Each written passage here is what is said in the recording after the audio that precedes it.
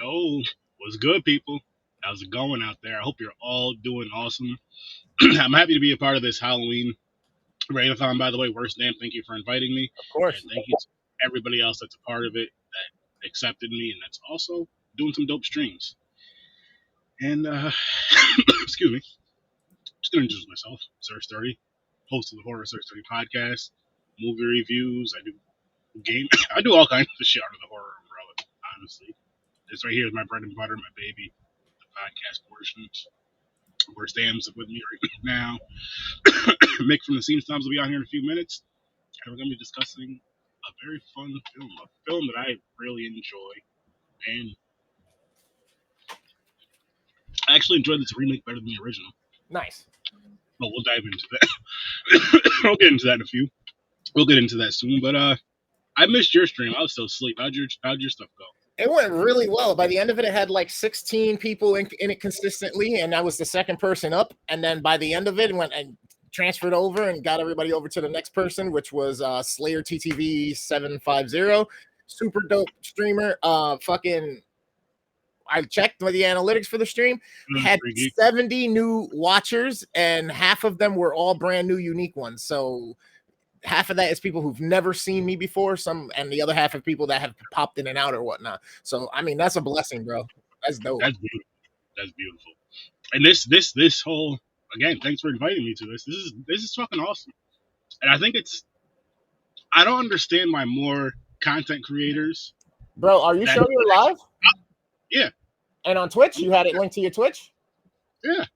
100% live. I got 5 viewers right now. Oh, bet. Okay. Perfect. Sorry about that. You're good. Last minute bullshit. It's all good. How you guys doing? Great. How about yourself, good sir? Good. God damn, Chris, you've been fucking killing it today. Trying, bro. I'll be back a little bit later at the end of the night for the end podcast at midnight Eastern, 11 CTS or CST. Nice, dude. How you feeling? Yeah, are you liking? Good. Yeah, bro. I got up 10 minutes before I was supposed to be live. Fucking rushed, got everything ready, got it going. My girl brought me coffee like an hour later, and I did the motivational thing through the whole fucking thing. I was just telling Sturdy, 66 new viewers. Half of them were completely unique and new, so can't complain, man. Blessings all around. And I've literally never been on Twitch this long in my life, just hopping in and out of other people's streams and following and doing the train. And bro, it's so much fun meeting all these people. So I went from about 272, 73 followers on Twitch to 320 at the moment. So I can't complain. Well, that was all this week. Today was about 15 or 18 just today alone. So I may be wrong in what I know about this. So can I broadcast this from Sturdy's, or I don't know how to. You can either add your channels and have it go to whatever, and then once Sturdy's out, when he does the raid out, everybody who's in his stream and his chat is going to go over to the next person's stream. Now, you can go into Twitch yourself, have an open separate screen, and then anybody who's in your chats, then if you do the raid out, will go over as soon as you end stream and get off stream as well. It automatically sends it over once you assign who to go to in the raid. Let me see if I can figure out how to do this. Which again, you don't have to do it right now. You can do it at the end. Everybody does it like right before they're getting off or whatnot, before they do their final thing. It's a dope thing, and it's almost to the point of, for all of the times that we go, if this makes sense, you know more about this worst thing than I do, but if this makes sense, for all the times that we go live, like for our live shows, we all know I go live every Tuesday and Thursday at 8 o'clock for an hour to 2 hours. Mm-hmm. Why don't we do this more often?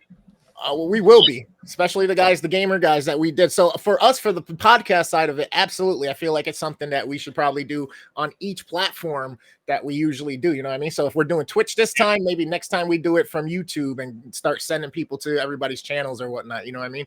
When we get live on TikTok, literally we can do the same thing and literally start sending everybody over to the next stream. Well, could you? So, what do you guys use to broadcast each? Like, does everybody have something different? Like, because like I use StreamYard, he uses Restream. I'm using Prism whenever I'm by myself, but when I'm with you guys, I just add my channels from your guys' thing, and then when I'm done, I turn on the other channels that are off on my Prism. Oh, okay, I got you. Yeah, so I'll shut off the 3 that I'm using through your guys' thing, or the 2, whatever the platform allows for, and then I'll leave Prism on to go live to the other platforms that I'm not able to access due to the limitation while I'm with you guys. And then once you guys are done, if I'm staying on and I'm streaming, I just open up my Prism and reactivate those other accounts, and then it starts the streams there. Dig it. All right, cool. Honestly, I have no clue. I'm so new. Like, this is my first day with this, so I have no idea as far as the whole raid stuff. I don't know if there's something I have to change in my settings, which I'll do right here on live. Excuse me. I don't know if there's something I have to change in my settings to allow raids or whatever. Well, on Twitch? But, yeah. You don't have the little parachute icon? I do have it. I don't see one. It says I can't be raided, I guess. So if I'm on, you must have your settings set like that. Yeah. Go ahead, Mick. What you say? Do you know the settings by? Does anybody watching know the settings by hand? Because like I said, I'll change it right now. Yeah, I'm on Sturdy's page right now. Hello. It's gonna be under stream management, I think. Hold on, let me pull up my thing. Yeah. Don't worry, we're gonna get into the movie. We're just gonna get to this raid thing. Get this knocked off. All right, so it's under settings. I'm almost positive, and then you go to stream. There's some. Where is it? There's for raids. Okay, so it's under settings, under stream on the same dashboard there on the left side. It says allow raids from channels that meet the following requirements. I have it set to 1, so if anybody wants to stream, whether they're by themselves or raid me. So let's say you're on a stream, everybody leaves, but you are by yourself, still want to come to my thing, you can do it. I put no maximum 30 days, and that should be it. You probably just didn't click that one little circle dot. I still don't see it. I'm looking for it. Hold on one second. I can share my featured clips. People not on stream manager. You're on the screen where you see stream manager, the solid light out menu from the left that comes out where it says home, stream manager, alerts, analytics. Yeah. Hit the settings button. It's like halfway down. I think I'm on the wrong screen. I'll share my screen. All right. Right under settings it says stream. Yeah, so you'll see stream, you click that, and then towards the bottom, it's the last thing. It says raids. Should I be on the main page for this? Hold on, Nick. I'll show you right here.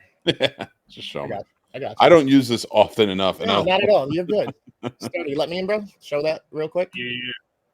All right, so usually if you're on the stream manager, your page looks dashboard. Like I got to be in the dashboard. Okay. You got to go into the dashboard. Yep.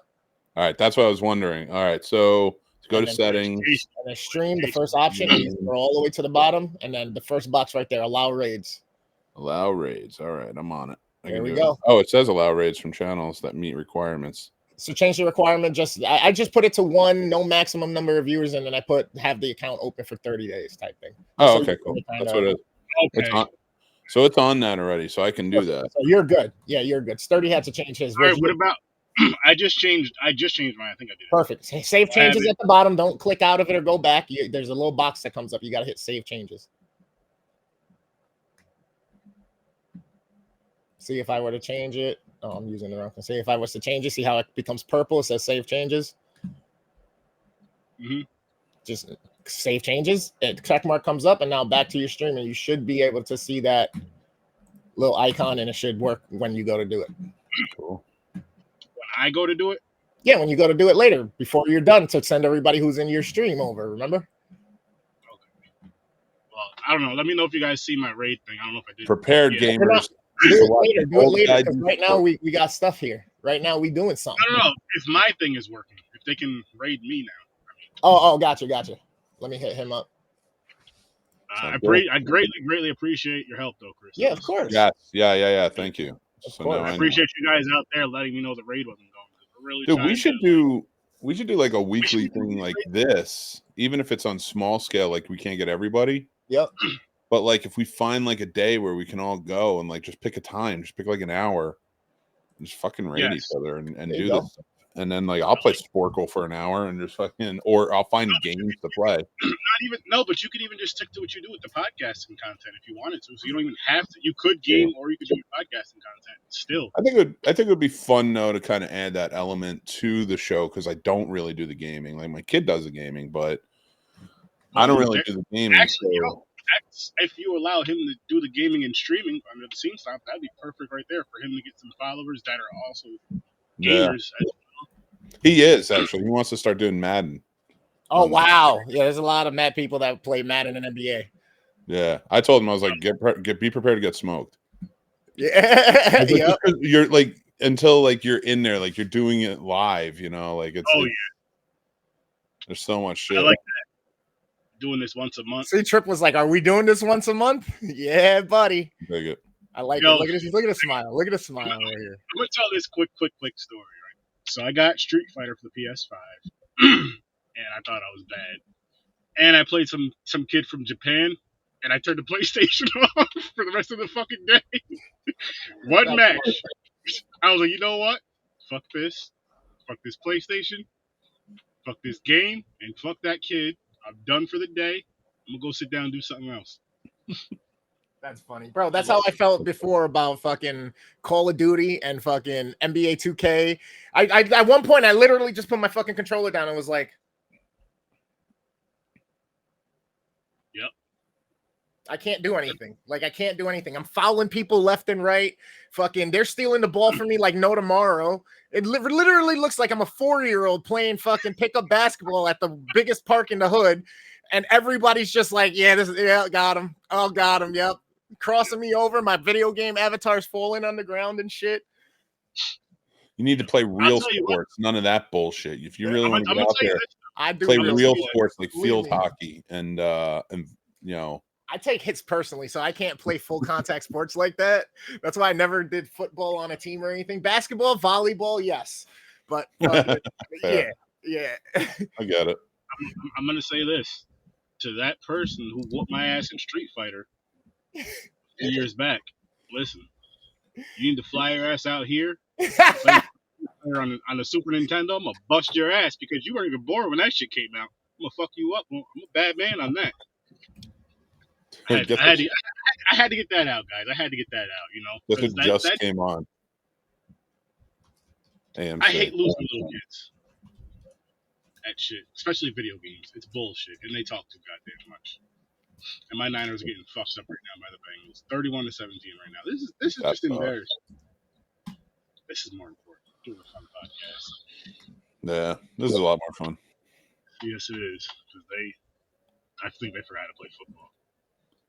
Don't play fighting games online. No, because you know what? That's for the weak. That's a weak thing to say. Don't say that, Jason. You're not weak. All right? Because if you were in arcades playing fighting games, you can be online playing fighting games. That was in person. Oh yeah, that's why I want him. That's why I want to play them in person, because in person's worse. Because you play online, you can take your headset off. You can mute your headset. In person, shit. We all have siblings. We all lost video games to our siblings. So I was a little brother, so like I could not do it because I would be canceled so fast. By your brothers? Because like you'd get some like 12-year-old on there. It's just like, oh yeah, you fucking suck, man. You fucking suck. Oh, is that what you think? Yeah. When I pulled your mom's labia back last night. And that will sell, my friend. That will sell. They'll make a T-shirt out of it, you know. I fuck you just like I fucked your mom, bro. I'm telling you, it gets like that sometimes. But I don't want to make this about video games. But before we change subject here, bro, think about how much money we spent at those arcades trying to get good at Street Fighter, Mortal Kombat, Marvel vs. Capcom, all these games. Okay.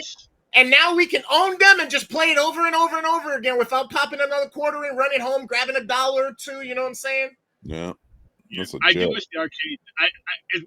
I do miss the arcade days though. Like there was an arcade in Schenectady called WoW.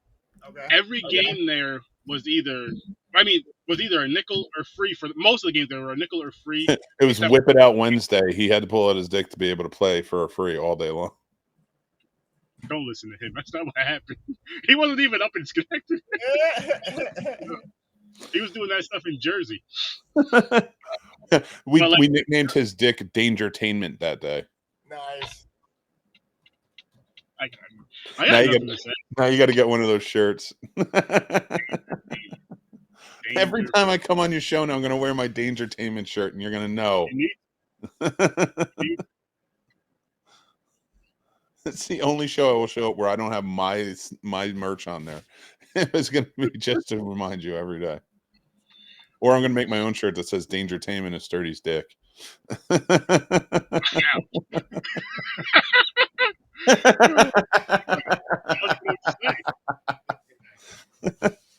Holy shit. Oh, wow. Remake after remake. Ain't that something?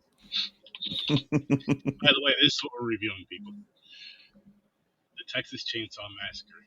Yeah, One legit. from 03, which, in my opinion, I'm going to say this now, and get it out there. You know, just so you guys know it's me. In my opinion, yes, Sir Sturdy's opinion, this is the best one out of all of them. As far as the Texas Chainsaw Massacre movies, this is the best one, and it's not even close. I just had to make that known.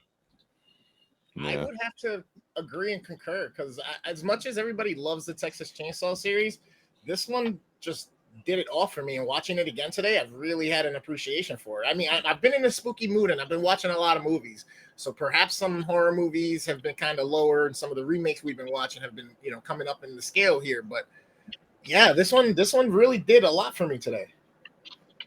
Yeah. This is such a good movie. 100%. Absolutely. It's and I don't want to give, like, I'll talk about it from this point, but of course I have my last episode of the Essential Horror Movie, so I don't want to give its placement or anything, but I will say I do agree with you. It's not my favorite in the franchise, but that's personal reasons. But it's the best, in my opinion. What is your favorite? What is your favorite franchise? Oh, part 2? Strictly, I think that is the best version of Texas Chainsaw Massacre.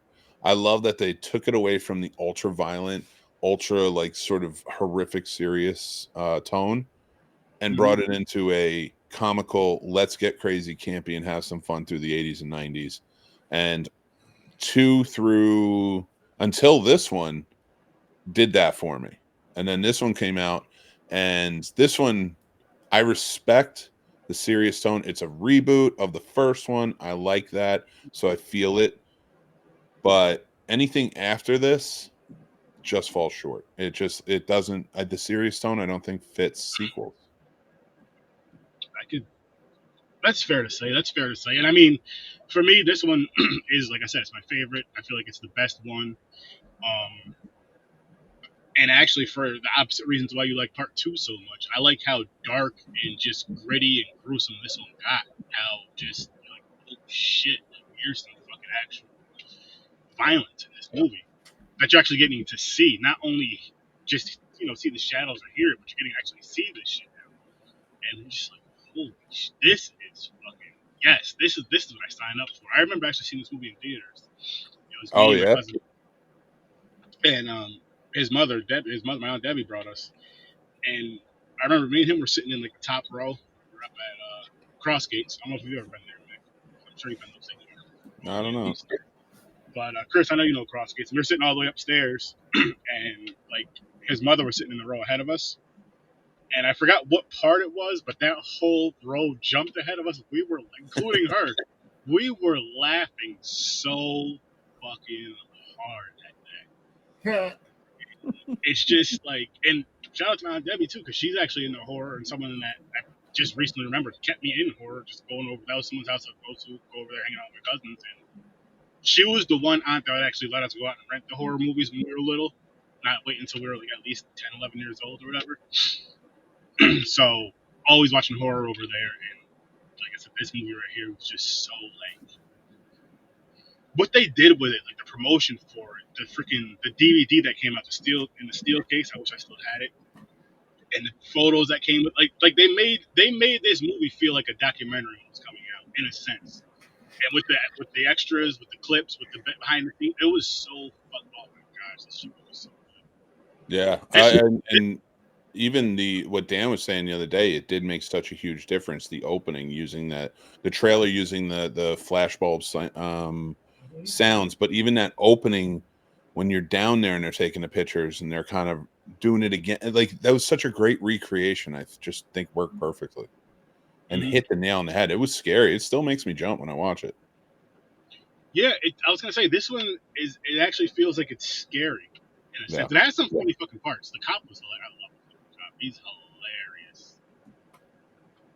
Yeah, well, I mean, that's the good part about it. Is there are funny parts to it. Like they didn't shy away from the fact that the comedy can exist. Like the original, I feel like really did that.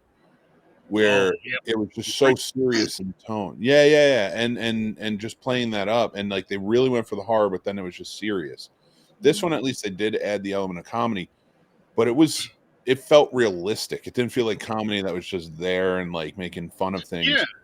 And then like, because it did not take away from or detract from the horror in any way. Because I mean, most of the comedy was dark. Yeah. Like, I mean, the sheriff, when he's talking to the dudes, with the chicks dead in the van,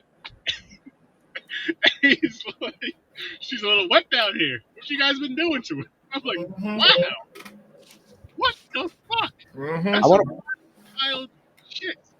I want to ask Dave Sheridan if he channeled this guy for Bloody Summer Camp. Because he kind of like picks everybody apart, but it was very similar in tone and feel to this. And I'm going to ask Dave Kurtz, like if it was Dave Sheridan who decided to do that, or if Dave Kerr wrote it that way. Wait, you know Dave Kerr? Yeah, he's a friend of mine. Nice. Yo, I thought you guys knew him. I thought, oh, yeah, we got to get him on the show. There you go. I had him on one time before, way back when they were promoting Bloody Summer Camp. But I'd love to get him on again. It's crazy. I was an extra in this new movie. Yeah, I'm an extra in this new movie. Slasher Nurse. That's funny. I'm in a movie with Darcy the Mail Girl. when I come see you in person, you should sign that Blu-ray for me. Dude, I want to try and work it out. If you're coming to CFF, maybe we can host a live show together. Like, just do it in the panel room. I'm telling you, bro. I'm telling you. I think it'd be fun, and then add that more element to it. I think it'll work out pretty well. When is that going down? Memorial Day weekend. It's their 5-year anniversary. 5 years. May or June? May. And It's the last weekend, full weekend in June. So if like, or in May, I'm sorry. So if like if May 31st is a Saturday, it's always going to be the weekend before, because it's got to be the last Monday in May. I love that you said this, and the reason why is because I have a question for everybody in the chat and you too, John. What foods does this movie make you want to eat, or what foods are you comfortable watching these movies? Chili, hands down, chili, and only because all you have to say is Texas Chainsaw Massacre, and I think chili because of the second one. Remember, he's at the chili cook-off competition. Okay, but I mean that you would actually eat chili watching this movie, though, right? That's what I'm getting at. It'd be fucked up. I mean, if I'm watching a movie, I'm not eating chili. I feel like that's heavy. What's your movie watch? What's your snack for a movie? Or snack? Both. What do you eat during this particular movie? What would you eat realistically? Okay, so I have to get the caveat for this. Is it in a theater or is it at home? Let's say at home. All right, if I'm at home, I will, and like the food, if I'm going food wise, what would I eat while watching this? I would probably go nachos. Okay. Because it's not going to remind me of anything we're seeing. And then, but snack wise, like, I don't mind like cookies, popcorn, whatever. Like, I can make anything for that. But you're right. There's like, I don't want to eat a steak while I'm watching this and think about eating people. I want to enjoy this, and maybe Silence of the Lambs. I'm not eating a snake during. Tacos is a good one though. Oh, man, tacos. These are freaking fire. I wouldn't I'm a peanut M&M's guy. I would not turn these down. If I'm watching the Texas Chainsaw Massacre and someone slipped me these tacos, shit, them shits are too damn good. I don't even fucking people already. I'm still who made that? This shit is good. Yo, where's Mick? Oh my god. I thought he was gonna be on the show. Did I ever tell you I wrote a script a long time ago of I'm not gonna say of Hotel California, but it was based on Hotel California. It went a different way. K-Mills Pizza? Well, in the beginning it was like a weird Natural Born Killers type of tale the first draft. And then when it got kicked back to me, it was like, no, we want a horror movie. I was like, okay. So then I went like a different route with it, and I kind of went a more like this, like Texas Chainsaw Massacre. Like it's really like crazy gory. And then they came back and they're like, okay, it's too much. Let's dial it back. We need something more like this.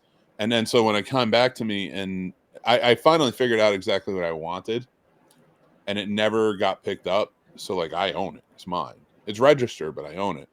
And I often think about going back to that. I don't want to do the Texas Chainsaw Massacre one. But like I wish more movies, my point to this is like writing wise, I wish more movies, horror movies that are being made when they're being written would watch movies like this. So long story short, that was my point coming around to it. Like This when you're particular writing the story. This particular one or the OG? I mean, you can watch the OG and draw inspiration. Another horror movie I wrote a long time ago. I would walk on Orange Grove, where the Nightmare House was and the Halloween house were on that road where they filmed. So I would just walk at night. It's right off Sunset, so I would just walk, you know, around, do my thing, and or is it Sunset or Hollywood? I think it's off Sunset.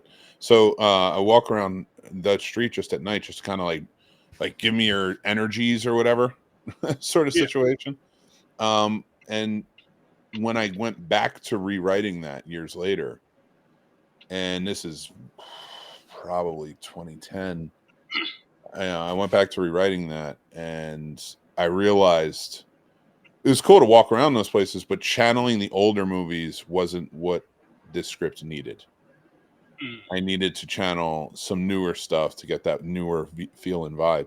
And that's what sort of like I kind of mean with like, you know, when more writers should be watching movies like this than pulling so much from the, and I'm talking about for tone, I'm talking about for look, feel, vibe. Because when you go back and you watch Prom Night and you're like, all right, I'm going to write a screenplay and I'm going to go back and watch Prom Night because I want it to be like that. That's fine. But we don't live in a world that wants to see a movie that looks like Prom Night or has the same sort of conclusions and stuff like that. And yeah, good writers can write around and stuff like that. But like I see a lot of people sort of fall into it, and you can tell just by the end product. And it's like, I wish we could pay homage to the old stuff that we love, but at the same time, like channel the newer stuff. Like it doesn't all have to be based on nostalgia. It's true. Not at all. Not at all. What was I going to say? You know or what at this least movie get nostalgic about this movie. Sorry. You know what this movie did really well was as clean and as pretty as it looked, just because it was better technology. It still made it look real dirty and gritty, which I really, really appreciate, especially for a freaking movie like this, because you don't want it to look clean. You don't want it to look nice. No. You know what I mean? You don't want it to look like, because it takes away. It takes away from the horror of this, the horrificness of this, the dirtiness of this. It's just, you know what I mean? How they just wash their hands. Like, no, fuck that shit. Just dirty teeth. This shit is not supposed to look clean. This shit is supposed to look rugged and just old and run down. And I fucking, oh my gosh. It did. The only thing I would argue, and that I still actually kind of like for the time, and the Friday the 13th remake did this really well too. And actually, to a point, as we were talking about it, the Nightmare on Elm Street did as well. I would say it looks very clean. They all look very clean compared to the originals, like you're saying. But it adds if there's something about it, that golden hour sort of look in this movie and in Nightmare and in Friday remake, it adds to that. It adds to that heat. It adds to that, like, you don't see that often, like where the cinematography, like in horror movies, I mean, I would say the original was really good for this too, where the feel was also felt in the visual. Yeah. The film stock and the stuff they used and just sort of how they filmed the day. One little thing about this movie as I was watching it that was getting to me, and I get that's part of the film style that they went for or whatnot, but for me, I could have done a little bit less of it. The fucking camera shake. It's like every scene was just. That was so new, though, for the time. I'm not defending it. I get that. I promise I'm not defending it, but a lot of popular movies were doing that at that times, like the Bourne movies and stuff like that. So I kind of get why they added it, but I agree with you. I got a question for you both. Just because of that, what you said there, would you have changed your mind if this was a found footage movie about how that camera shakiness was? If this was a what movie? Found footage. Well, that's what I thought they were going to go with when the original teaser trailer came out, and then you see the beginning of this movie, and I'm actually really glad they didn't. You know, because I thought it was going to be they find the found footage in that basement, and then when he attacks, you're just like, oh fuck yeah, like this is going to be great. No, I would not want this to be found footage. I think you need to keep. I now, because they've made so many sequels and timelines and stuff to it, could you make a Leatherface found footage film? Yeah, that could be kind of cool, actually. Mm-hmm. You know, but I don't definitely need one. No, I'm not saying we need one, but I was wondering if you guys think it could. I think it could work very fucking well, honestly. I think it real. I think this one or on would. Say that again. This one or on, not the originals. No. I'm just saying if they were to do another film. I'm not saying no, not the original. Oh, okay. Sorry. I was beyond on that one. No. I mean a whole new movie of this. Mm-hmm. Yeah, that could work. I'm not saying again we don't need it, but I'd watch it. I'd go see that in theaters for sure. Don't talk yourself out of it. Own it. I would go to theaters for sure. Hold it. I said own it. Oh, I'm owning that shit. And guys, that charity all for lunch is still going. Cast calls we did. It's still going on, and until Halloween. And trying to feed these kids. Trying to get these kids fed. They shouldn't have to pay for school lunch. It's bullshit. It makes no fucking sense why a child should have to pay for school. No matter how much money their parents make. I don't care if they're rich or poor. Kids should still eat free. That shouldn't even fucking matter. Facts. That shouldn't even matter. So something's got to give with that. Government, you need to take your empty your greedy ass pockets out and do what's right with the money. Start with our children, and then healthcare, elderly, and all that other stuff. You're not gonna, but you should. But we believe the children are our future. Pave the way and let them lead the way. Love it. Was that Dionne Warwick? No, it was Whitney Houston. Oh, my bad. I'm used to seeing it on the commercial. Was Dionne Warwick the person that would come on saying, for just 99 cents a day, we can help all these children? For some reason, I always think of Dionne Warwick for some reason. Well, no. Sally Struthers. Sally Struthers. She did that one. Yeah. Goddamn Sally Struthers. No, I'm just kidding. I don't mind. Oh, dude. Yeah. This is a horror movie podcast. I can't talk about real life. Yes, you can. Go ahead. How about that shit with Matthew Perry, huh? Yeah. That's crazy. Great. Rest in peace to Matthew Perry. Oh, he drowned, they said? Supposed? Yeah, in his jacuzzi, but they actually just came out. He had cardiac arrest. Oh, man. That sucks. It really does. Damn, that's wild. 54 years old too. That's not even old. Rest in peace. Yeah. Friends. Did you just say friends? No, I said prayers to his family and friends. I wasn't referring to the show. I didn't even like the show, so I'm not even gonna refer to the show.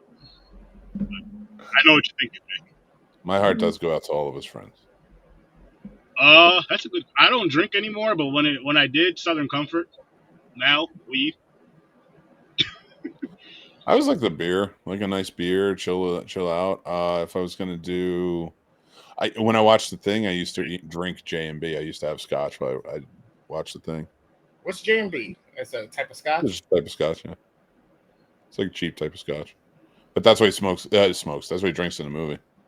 Got you. I thought that was like, why did that sound so familiar all of a sudden? Oh, I love it. Henny. I don't like. I didn't like Henny. I never liked it.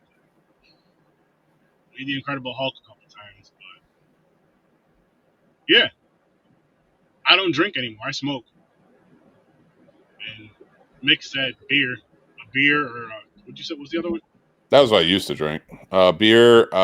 Sometimes maybe like I don't know. You know what's really good? Nice margarita. You make a good margarita, it tastes delicious. There you go. But when I would watch the thing, I'd drink like J&B. J&B. Okay. Where's Dan? You? I rarely drink, especially these days. I tried high school or college and all that stuff. My preferred is putting up in the air. If I did though, if I was out having a drink, Long Island's, I've been known to have 7 of them back to back at times. Some rum and cokes. I got to be typical. Got to have some Bacardi, or and then if not that, vodka, Svedka, because I can mix it with a lot of different juices, make some punches or whatnot. I love making fruity drinks or drinks that I can't taste it in. So I guess I do drink on occasion. I guess I do. That's the only way though. I have to be able to not taste it. Yeah. I do love those like Bahama Mamas, those fucking Seagrams and shit like that, bro. I love that shit. I will. I'll say this, and I'd love to know the answer to this. Not so much the drinks, but what horror film do you masturbate to the most? Wow. That's a good question. I don't know. Sorority Babes with a slime ball bolorama, or is that's just me? That's just me. I've never seen that. Oh my god, that needs to be a review. Oh, it's gotta be. It's funny you mentioned that because I swear to you, just the other day, my brother told me the title of that movie. I was like, you're gonna have to send me a picture or something because I'm gonna forget that shit. And he did. So that's definitely gonna happen. Well, no, the best part is there's a sequel now. Now? They made a sequel to it like a year or two ago. Nice. They did that a while ago though, because I remember when we sat down when we interviewed Damien Maffei about the newest Wrong Turn movie. Oh, Wrong Turn. Sorry. And he was in lots of stuff because he was in Haunt. We talked about Haunt and stuff like that too. Yeah. But he just gotten done, or he was just getting ready to go do. It was one or the other, like the Mutilator 2. And he was like, here's an inside track. He's making Mutilator 2. And now it's finally starting to, I guess, come out or something. Nice. I saw some shit about Blumhouse, by the way, working on another Nightmare on Elm Street. Can we not? Can we leave it alone? If they swear to fucking God, if they give it to David Gordon Green. All right. I got a bitch real quick. I'm sorry. And I don't say anything so you can do a real rightful review on your show, and I'm sorry to take over like this, but it is a raid show, so I mean the white guys are always good at the raid. But so especially big Viking looking ones. I will say this. What are we talking about? I'm a little high. This guy had a speech and forgot it. Just like that. I forgot what we were gonna say. What were we going to say? What were we talking about? Nightmare on Elm Street, Blumhouse. Yeah, fuck this. Okay, so fuck Blumhouse and their bullshit. Because not fuck Blumhouse. Like, Jason Blum's a producer, and I got to give him a lot of credit. And I like that the company exists. I just wish they would stop handing the big stuff off to directors who just can't pull it off. And don't. I'm not just blaming David Gordon Green. We've seen it through his company time and time again, the flops that just don't work, and it's the bigger productions. The smaller productions that they don't fucking talk about at all, like now they're talking about Five Nights at Freddy. That fucking movie was boring. It was a boring fucking movie. I get it. It's Five Nights at Freddy. I get it. So you have to have 5 nights, but tell it in a better fucking way than, okay, he's going to go home. He's going to deal with some shit for one night and then see him during the day dealing with shit. And then he's going to go back and it's going to be a little creepier. And then he's going to go home. He's going to deal with some shit. And he's going to go back and it's creepier a little bit. And then he's going to go. You see my point. But that movie has been all over the place in marketing for months. They've been talking about it. They were putting it out before it was made. They're Bloody Disgusting had done an article about it. Blumhouse was like calling up everybody about it. You barely heard a word about Totally Killer. Another Blumhouse production, So- and it is about 1,000 times better than Five Nights at Freddy. I agree with that, and I didn't even hate Five Nights at Freddy. I thought it was okay for what it was. I don't know anything about the game or anything, so I couldn't even go off of that. Yeah. I wish the movie was a lot darker. You know what I mean? Like, Banana Splits? I will say this, okay? It seems like part of the issue with that, Mick, might be that when you're starting a movie production, you start your marketing, you come up with the plan, and you set it out, and you go. So they already knew what the property was for Five Nights at Freddy, how big the game was and all that. So I think that's what made them just divert funds and stuff like that to that, because I agree 100%. Totally Killer was fun.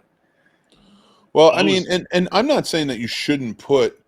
Well, first off, like I don't know how they're doing in terms of money or whatnot, so I don't have all their information. But I will say this: they have to be losing money on these huge productions and coming out and causing.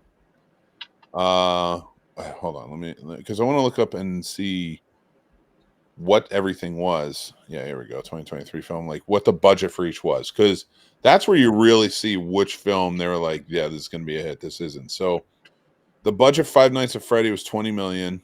The box office was 130 million. It says. I don't even know how that works. And they don't even have the budget for. Yeah, because they don't even have the budget on here for Totally Killer, which should probably on the way. But I bet you if Five Nights at Freddy made $130 million, I don't even know how, when it was out on Peacock the same day, then I know Totally Killer had to be as received, because you can't really put a monetary value because it came out on Amazon. Right. Which, again, I don't know how they're doing it with. I don't know how Five Nights at Freddy made $30 million this weekend. $130 million this weekend. I'm sorry. On a $20 million budget. It wasn't that good. I like Lillard. I like Josh Hutcherson. He's fine. You know what it is, though, Mick? It's the popularity of the game. It's the parents that are taking their kids to see it. That's the biggest thing. No way. Then The Little Mermaid should have been a hit. If you go by that rationale, and don't say just game, because The Little Mermaid and the Disney princess movies are 1,000 times more popular than the Five Nights at Freddy games. Go ahead.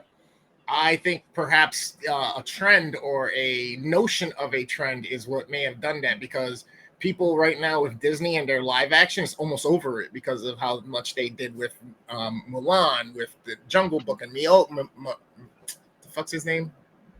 No, and Mowgli and all that stuff. Mowgli or whatever his name was. Yeah. No, I definitely get it, but the fact and making money overseas, so you probably made if not the majority, at least close to it, and it's money overseas, because that's going to be in theaters overseas for sure. So if you take out 40% and say it was overseas, what does that leave? Like 70-80 million dollars that it made here. Again, the model for this has also been proven that when you put it out the same day as in movies and on streaming, it ain't gonna make the money. So that's another way. It's like, so you're telling me that, let's say $80 million in the US alone, while it comes out on Peacock, is actually people that should be half. So if you say that's supposed to be half, you're telling me that's $160 million is what it should have made if it didn't come out on Peacock? Maybe. Yeah, no, there's no way this movie did, especially with Blumhouse, and right after The Exorcist has bombed and has had horrible reviews, and people tie Blumhouse to their movies. It should have done more than its budget. I will say that. Opening weekend, it's the only horror movie. It's Halloween. People want to go see it. I just don't know about these numbers, especially just because of Peacock alone. Yeah, I mean, remake Texas Chainsaw Massacre. They just did that shit last year, man. I don't think most people, most moviegoers, they're not looking at, the studio's been doing trash movies. They're just like, a new movie's coming out. They see a trailer and they're like, I know Five Nights at Freddy. You know what I mean? No, I do know what you mean. I worked in the industry for a very long time to look at those analytics and things like that. So I know what happens and I'm telling you, based on that knowledge, This movie didn't make $130 million. And if it made $130 million while it's streaming, it should not be that much. Also, with what it is, I understand video games, and it's probably the biggest business in the world right now. You know, it's video games, and it's important. It's an art. I take nothing away from it, or the games themselves. Yeah. This movie was shit. It's getting terrible reviews. It was getting terrible reviews before it came out, which always affects the box office.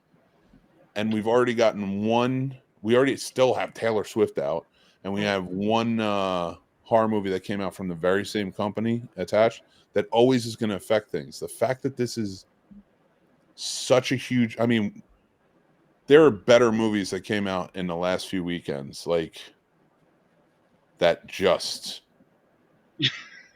you can comparatively say, like, okay, Five Nights at Freddy blew everything out of the water this month, if that's the case. Like, the numbers that they have attached here blow everybody else out of the water. Just based on ratio of like what the budget was and being on streaming the same day. Yeah. So it's been. I get you. We'll see. It's interesting. Which, real quick, the world no longer makes sense in most cases to me. So that movie Totally Killer that we mentioned earlier, people, go check that shit out over on Prime. That shit is way fucking better than I thought it was gonna be. I did it for a Halloween thing a couple weeks ago. Actually, I think around when it came out. And it's a fun slasher. It is a fun, like, it started, well, the way it started, I was like, oh fuck, I'm not gonna like this, and I was wrong. I was wrong, and I love being wrong when it comes to stuff like that. And Chaos, yes, I enjoy those too. Obviously, mainly for the kills and shit. Was Paul Walker in one of those? Which one? Wrong Turn.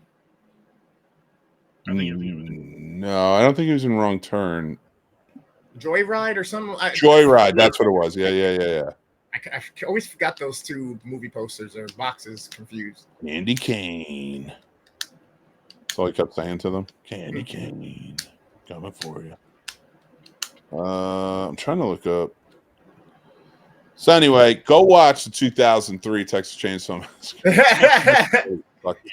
Which it shouldn't have. It shouldn't have sucked. Right. Everything about, like, the look was cool. The acting was fine.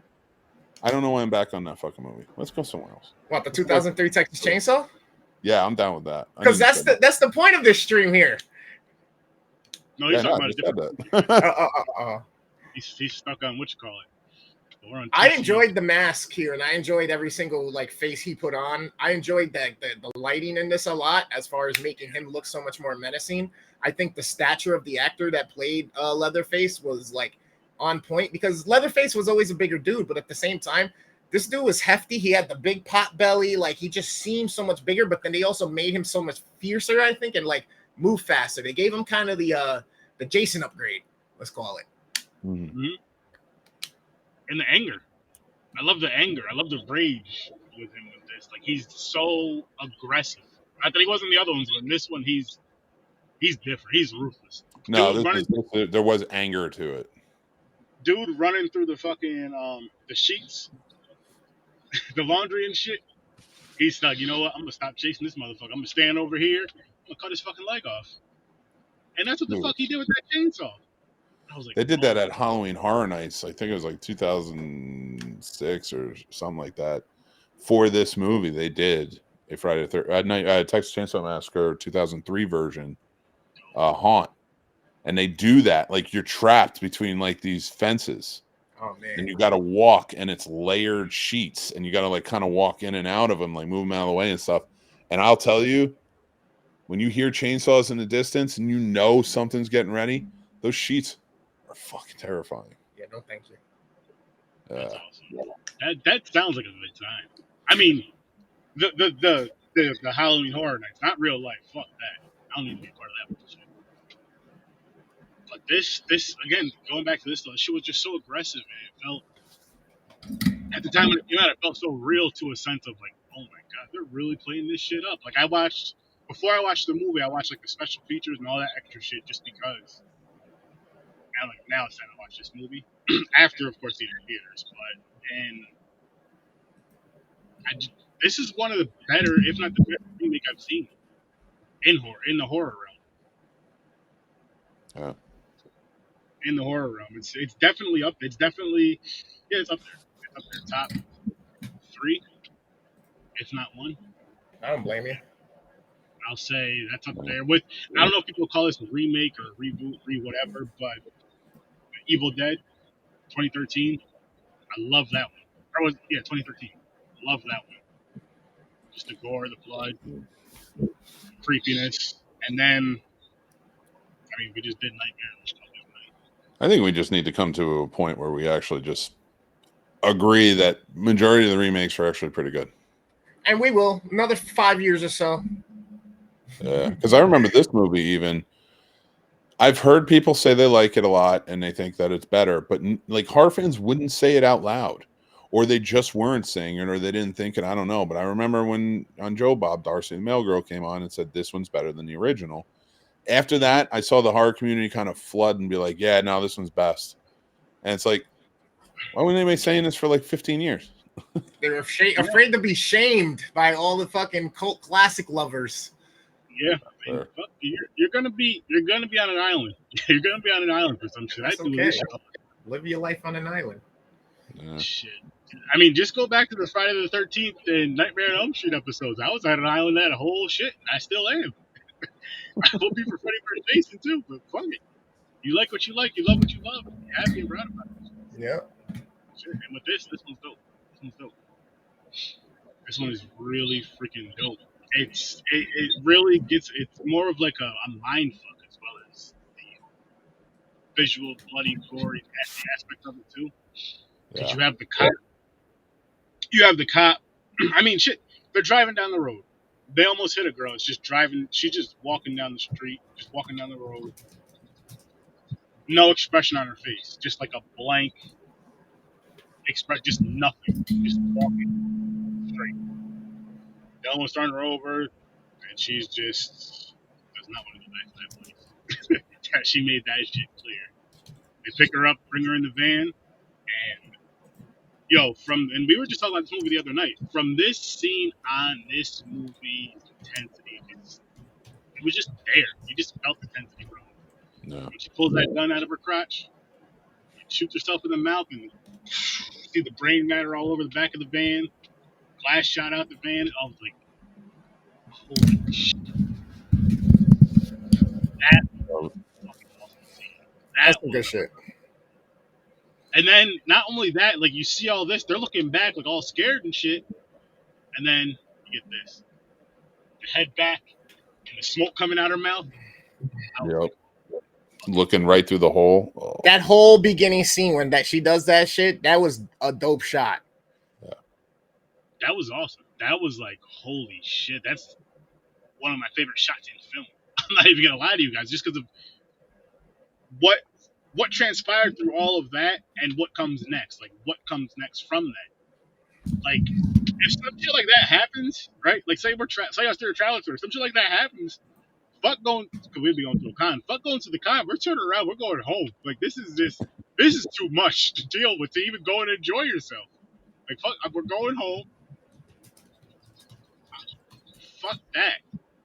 And on top of that, they had 2 pounds of weed on them.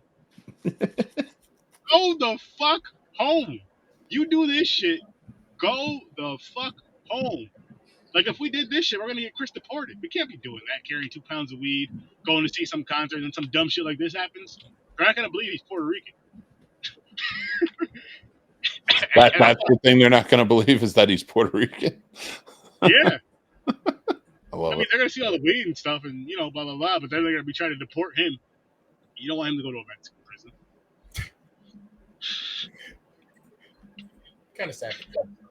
We've all been there in a group of friends. We know back in the day which ones were face down or up against the wall and who they asked what the hell's going on here too.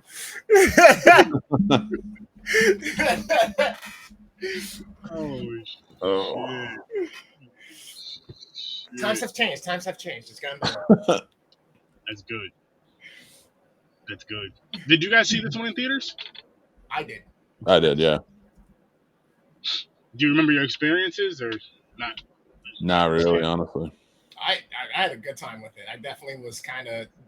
Anytime you're in a dark atmosphere and you got shit like this happening, you have that much of a sensory kind of experience with the surround sound and the big picture, and it was really clear. It was like the beginnings of like when we really started getting some good quality theater movie. You know what I mean? As far as IMAX coming out, it's, you know, all that different shit. It's like, yeah, man, it did it. It did it then, and it did it now. 20 years later. Yeah, I was gonna say, yeah, and the 20-year anniversary just came up. Was a couple weeks ago, a week ago. Yeah, it wasn't too long. I mean, 20 years ago wasn't too long ago that came out. Was it like August, September? I forgot. I think September something. I wanted to say like August 18th, 19th because of a few of them, but I think it's like September because it may have been early October. It was literally just, I could have sworn I seen some not even 2 weeks ago. Could be wrong. I love this movie. I think they do such a great job. It's great acting all the way throughout. Everybody's really just fun in it. They're good. Jessica Biel carries it the entire time.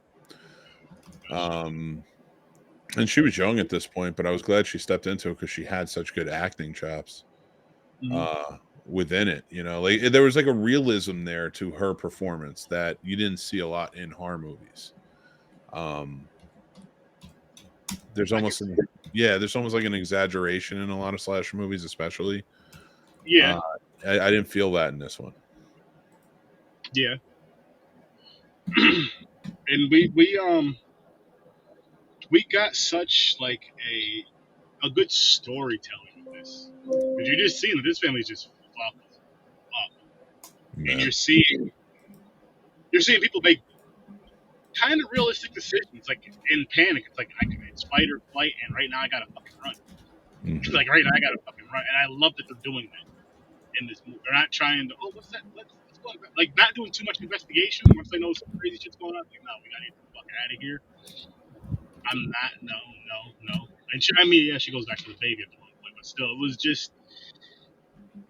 It kept you in the movie from beginning to end, and a lot of film has trouble doing that. A lot of, especially if you start off with a scene. I mean, again, where she fucking puts the gun in her mouth and blows her brains out. Literally does that shit.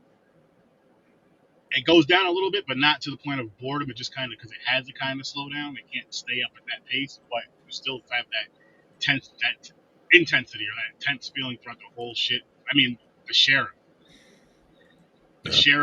alone, like you just knew when I first seen this movie, I just knew like, oh man, this guy's fucking bad news. This guy is fucking bad news. And then just the way he handled shit, the way he was talking to them, the way he was talking about how with the saran wrap. He has one dude, don't be a pussy, come in here, hold her up so I can wrap this around her. Jesus Christ. Saran wrap around her, and he's talking about how he used to cow, back in his younger days, he was cop the field.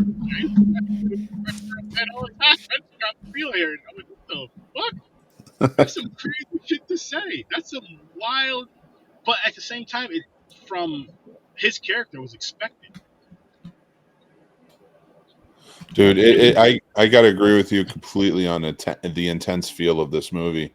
That I don't, even in the other remakes, and it's not to like do the comparison thing, but this movie did it really well in comparison. I know it kind of set things off, but you usually think they take it and they run with it and stick to the things that really made this special. One of the things I think you hit the nail on the head. It was you just feel tense throughout the entire movie. They hold on to that feeling really well. Yeah, they do, and they live up to it.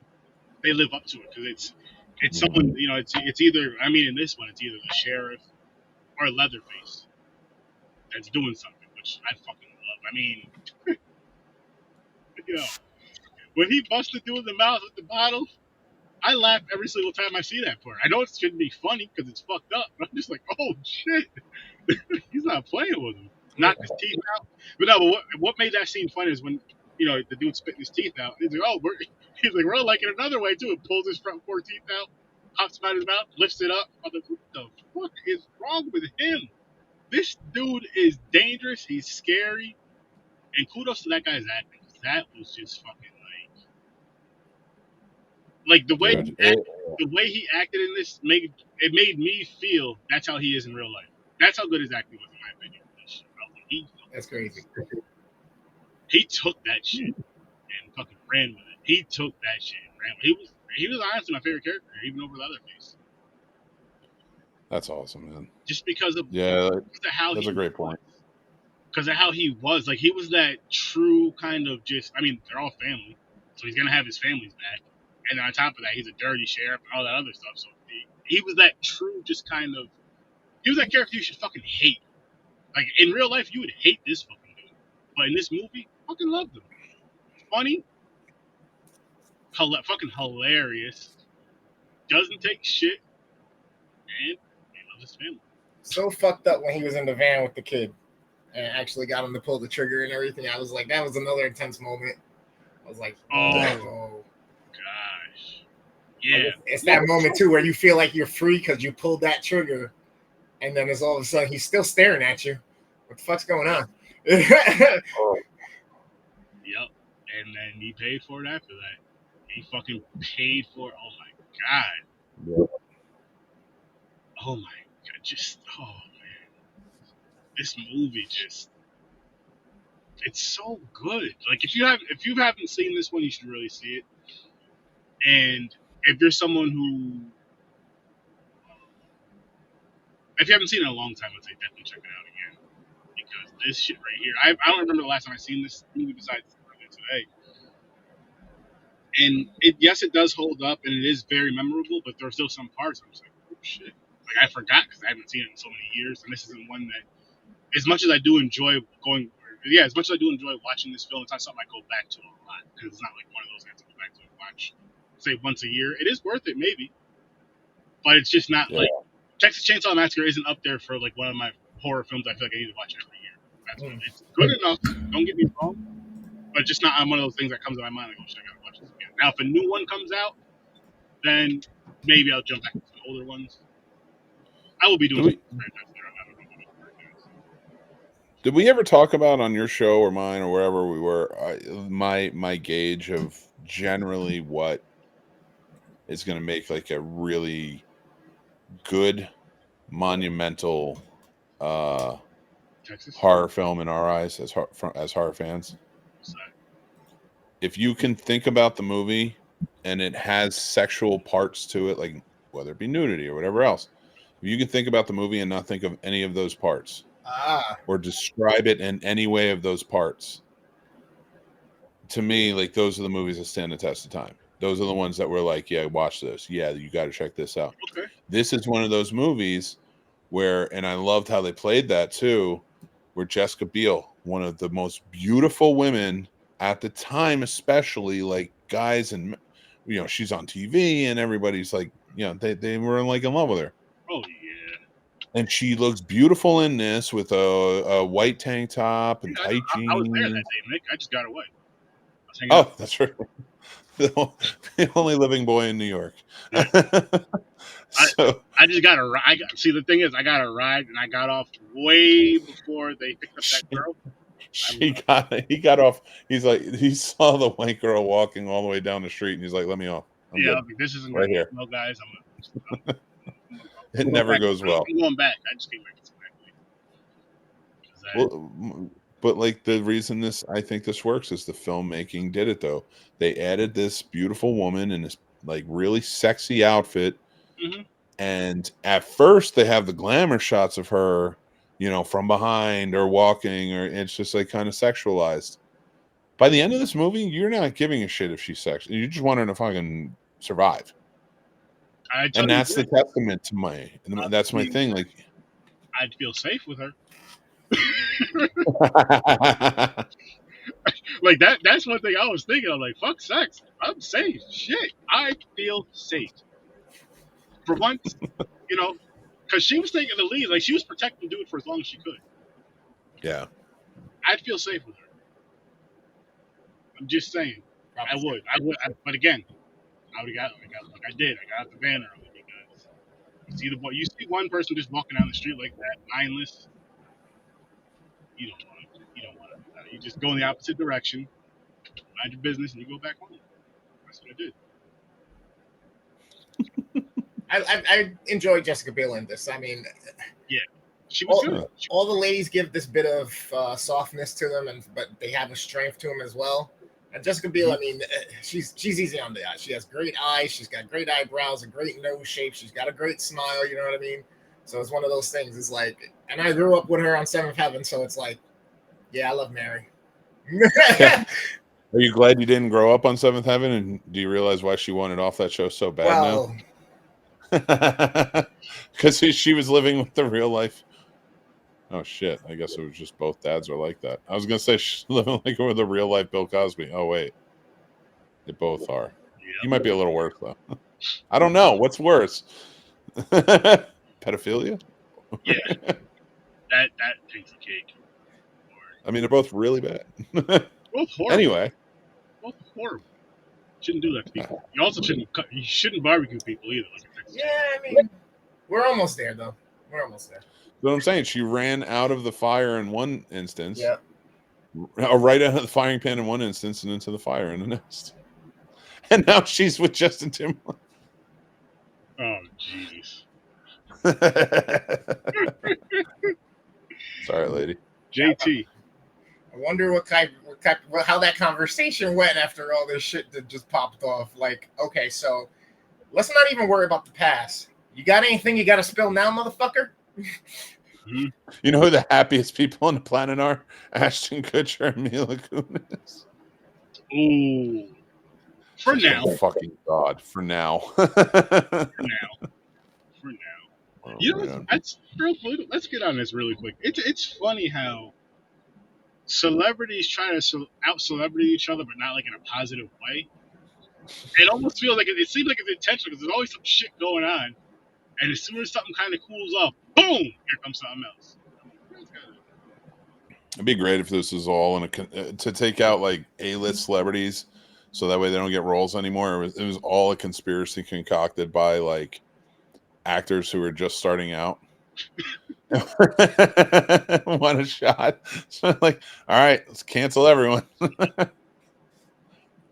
It's like the waiters union is just like taking them out little by little. Bro, could you imagine all of a sudden fucking Hollywood just get flipped upside down? Okay, everybody's fired. We got to restart all of Hollywood. Oh, no, that would for indie filmmakers, that would be a dream. Yeah, and content. Because Hollywood would never be remade. If there was like a reset button where they're like, all right, reset, everyone's fired, we got to start from scratch. And in the rebuilding stage, there are so many people, myself included, from all over the country, all over the world, really, that are like, we'll set up shop here. That's it. It's already set up for it. Why not? And we can do it all as a communal thing where everybody starts to pitch in and share all the stages, the ownership, all that shit, put it in trust and all that, and nobody has to fight over nothing. Use it, schedule it out, and boom, you're making your movies. Oh, that'll never happen because of the government. You can't say communal. Well, sounds too much like... the cannabis industry works like that a lot, where people share facilities and licenses to grow and stuff like that. So that's why I bring it up. And I've been telling people they need to do that with property so that we can get places that are private to drag race and shit like that for years. But blue states will do that, though. Blue states are fine with doing that. But I'm in a red state. They are trying to take out... They're trying to make it as hard as possible for anything. Yeah, of course. And they're the ones that they got voted in. Like, even your constituents don't want this. Like, what are you doing? What are you gonna do? What are you gonna do? Just be screwed. Yeah, music and movies. Those are the two industries that need a hard reset. Yeah, that's legit. I agree. Hard to argue. I agree. Trillion% on that. And put me on the payroll of both. That's all I ask. Did we even give ratings for this one tonight? Not yet. We should dive into that. I'm gonna start with you because we already all gave our reasoning. So fuck. Yeah, we did. I still got more reason. Yeah, no, I mean, like I said, this one is literally probably the one that gets stuck in my head the most. Obviously, you get the nostalgia from the original, all the imagery of stuff off screen. There's no blood there, but yet it's still terrifying. And the notion of this, especially for that time, if you think about it, set it off, and it's just people were just like, what is this on a screen, just like The Exorcist did, you know? But for me, for modern day people, I feel like this is one of those solids they need to go see. I'm gonna give this one a 9. Okay. Yeah.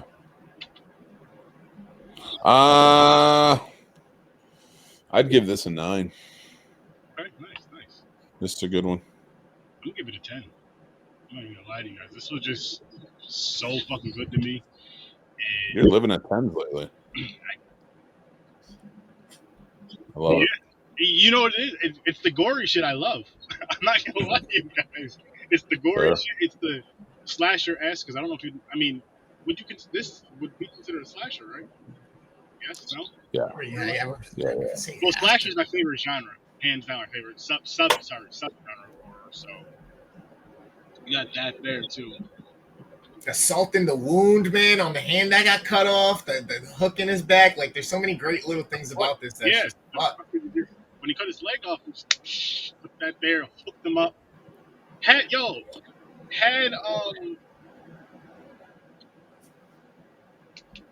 forgot to do his name, but cut his face off, Jessica Biel's boyfriend, and wore his face when he's killing her friend, looks back at her with her boyfriend's fucking face. That would have been cool. Wow. I was like, oh. Did he do that with the face? Yeah. He looked her back in the face. Oh, that's. He turned back around in front of the truck with the headlights on. Yup. I didn't even pick up on the face this time around. Yeah, when she was in the van, I was like, oh my god. Once it gets around that part, I'm always waiting for that part. I'm always waiting for that part. And I forgot, I haven't seen this in so long. I forgot about when she cuts Leatherface's arm off. Yeah, same.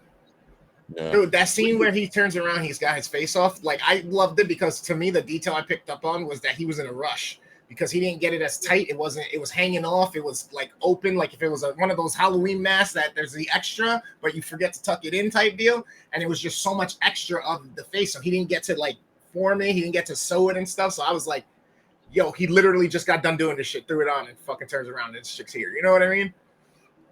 Yeah. Well, it's so fucking good how they did everything in this. The kills were great.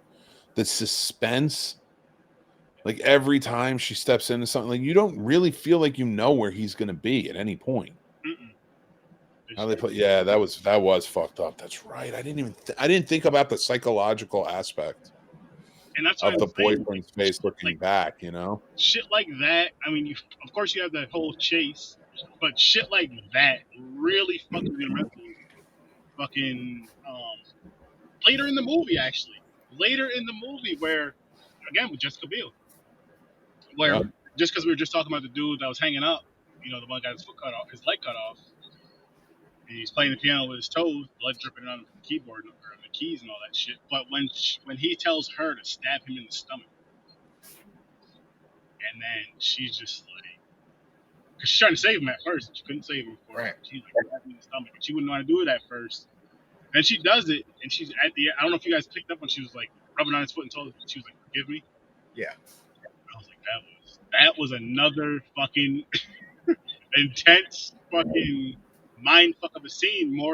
Yes, there was gore with it because you seen the blood, but more than the gore, that was like a fucking whoa. And I love that side of it. Like everyone is playing with their food, essentially. That because everyone, the sheriff, everybody in the family is like, except for what's his name, one who helps him. I can't think of his name at the moment, but and even then, still sort of like playing with your food in a way. Like he knows where he's at, what he's gonna eat ultimately. Yeah, he does. He does. I just dig this movie. I think they did such a great job with it. They did. This movie shows like the people who were involved in this movie actually cared. They were like, listen, we're gonna do a remake. We need to do it fucking justice, and we need to do it. We need to make it. In my opinion, I feel like they were like, we need to make it be equal to, if not better than, the original. Because that is what a lot of people do love is the original. I know a lot of people love part 2. But I'm just gonna go with that. And they blew the original apart. Like I'm not gonna say. All right. If someone was to ask me which one to watch, just watch this one. If they said if I just chose one, but it is my favorite as well. I know you probably told them like part 2. Now, Mick, if they said which is not your favorite, which is the best one, would you tell them this? This one. Okay. This one. No bias. This one followed by the original. Very close. Because see, the one thing I will say that it held to, that it did well, like I said, it held on to that. It always makes you feel tense. It always makes you feel like hot. The performance in the original aren't as good as the performance in this one. Agreed. But they are pretty good for the time. Because back then, I got to give it to them, even though they're all young indie actors who are just stepping into this movie that became iconic, you know. So when you're making this, you don't know if it's going to be a hit, and then it becomes iconic, and you start comparing the actings. It's like they were all young, like, and they did such a great intense work. Like Toby Hooper really pulled out great performances in them. This, of course, so much better. You know, for being able to do that. Yeah, it might be the best of these retread of sequels that came out, of reboots that came out. If I not, have to think about it. it's top 3. It's, for me, my top 3 for it's this, in no order. It's this, Friday the 13th, and Evil Dead. Yeah. In no particular order, but if I was to do an order, I'd say maybe Evil Dead, this, and Friday the 13th. Even though Friday the 13th is part of my favorite freaking franchise, but you know.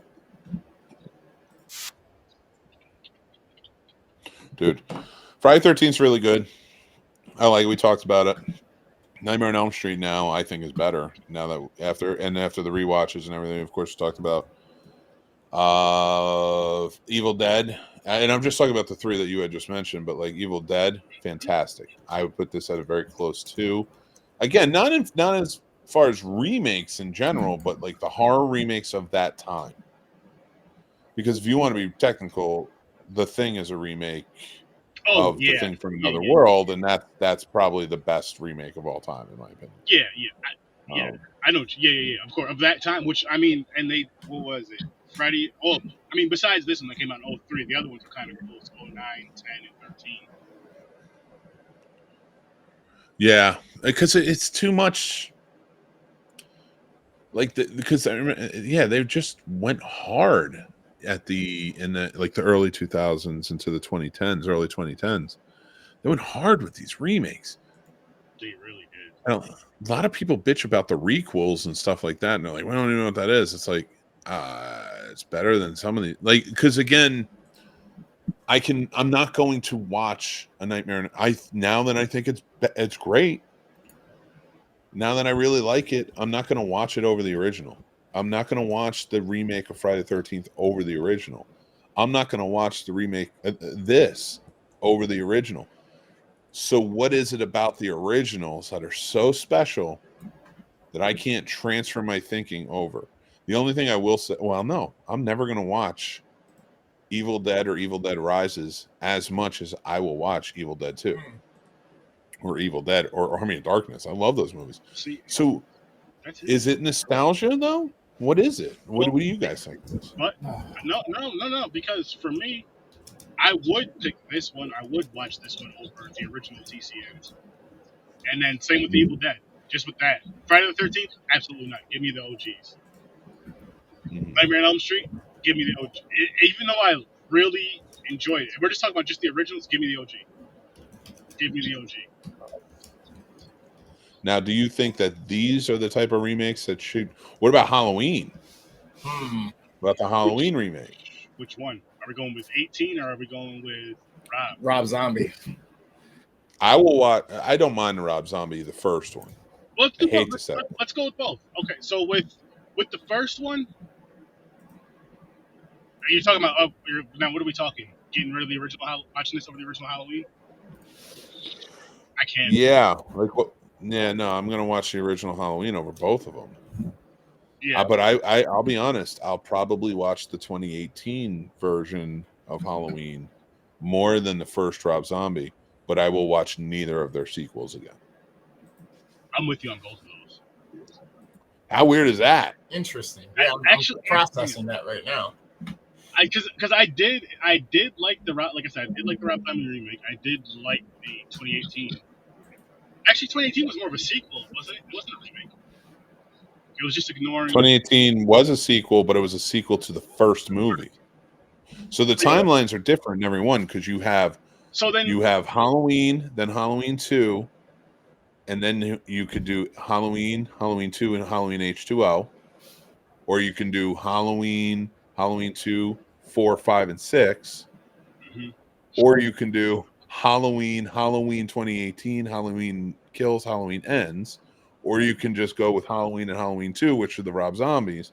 There's different timelines and it jumps all over. I was going to say, honestly, you can't even use the 2018 as a replacement for the original because it's a sequel of the original, so it has to be Rob Zombies. And therefore, I'm definitely not doing it for Rob Zombies. And it was as good as it was, as dope as it was. Which it's just always been story for me. The story has always been weak, in my opinion. Speaking of Rob Zombie, how would you feel if him and his team did on that strip? His wife's not in it. His wife's not in this one. But wait, say it again. So, what was that again? Remake of Texas Chainsaw Massacre, Rob Zombie. Okay. What do you think of that? If Rob Zombie did a Texas Chainsaw, yeah. I mean, it's gonna look great. Does he write it? Can we get a writer in there? I'm not a big fan of his stories. Okay. My problem with Rob Zombie is, first of all, his music's great. I love his fucking music. His filmmaking is awesome. I think it looks great. I think you get great performances out of everybody. Tarantino-esque. I'm not saying it's a copy of Tarantino, but it's Tarantino-esque. And I love that style. Mm. So it's cool with me. I don't even care that his wife's in everything. I don't give a shit. Like, it doesn't bother me. She's not the strongest actor, but it doesn't bother me. Okay. She was fine in Lords of Salem. I really liked her in the Munsters. I thought she did a good Lily Munster one. I didn't see it yet. I gotta see it. Yeah, it's kind of a fun. It's more for kids. Like, adults and kids can get down with it. It's a family film, so it was cute. And I'm a Munsters fan, so like I'm down for it. And it should be that campy and creepy and kooky and weird. So like, to me, the funny thing is, that's the best thing besides Devil's Rejects that he's ever written in terms of a movie, in my opinion. And it's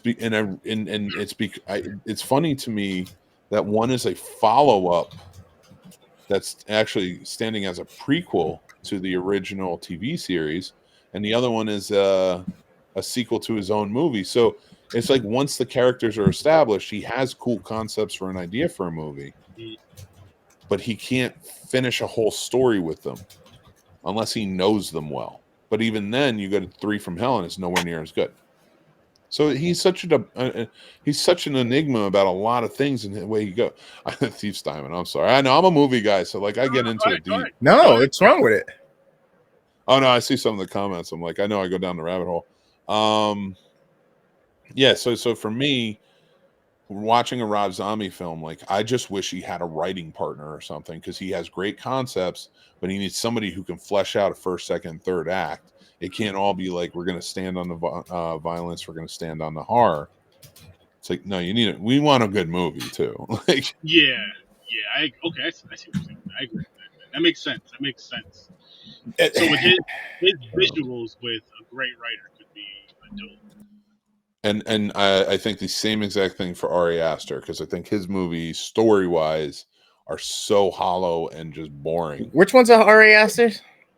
He did Midsummer. He did. See, and I like Midsummer a lot. I love it. But they're gorgeous films, and he's got great themes to them, great acting. Again, all on point. But the stories need to be like.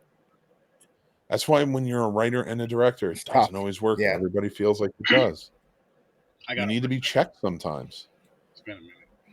It's true. Isn't that the role of the producer or the executive producer? Or? Well, but 9 times out of 10, these named directors they get these big movies that come out and they do really well, and then they have some more freedom for the next one. They have bigger stars. So like, the producers don't always step in, because sometimes the director has a little more clout. Like the David Gordon Green right now, we're seeing he got Exorcist off of the success of Halloween, because that's all they saw was the dollar signs.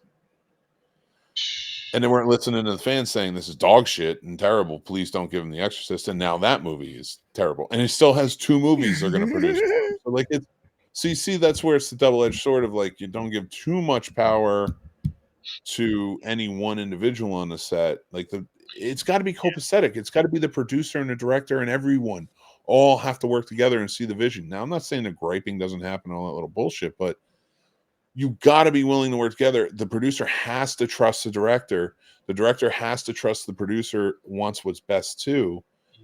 And then when you have all of those things work perfectly in sync, and you have a talented writer, you have talented filmmakers, you have talented actors, you have a producer who trusts everyone, you get something like The Godfather.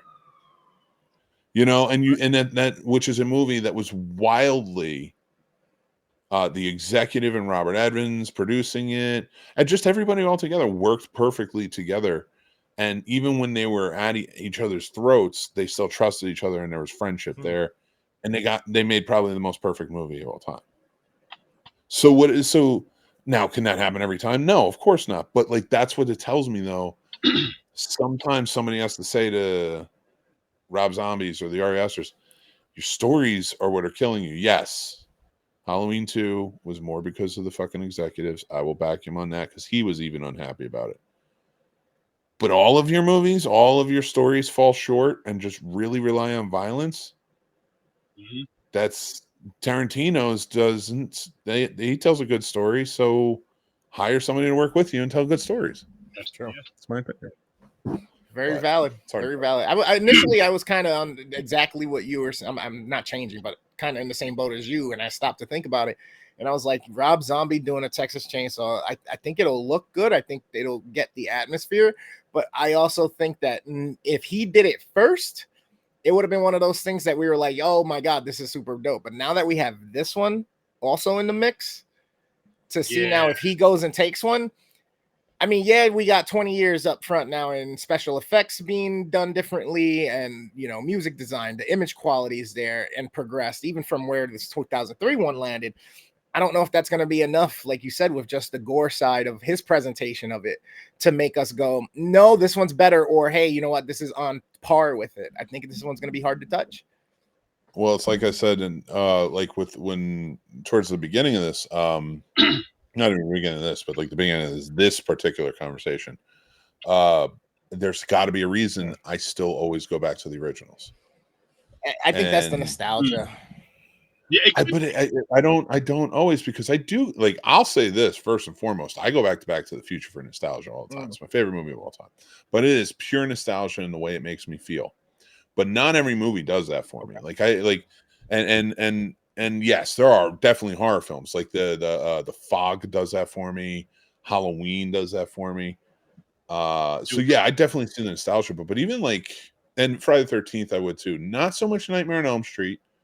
In fact, it's not one of my pure go-tos. If it's on TV, I'll watch it. Or if we're doing like the things we're doing with Sturdy Show, I'll watch it.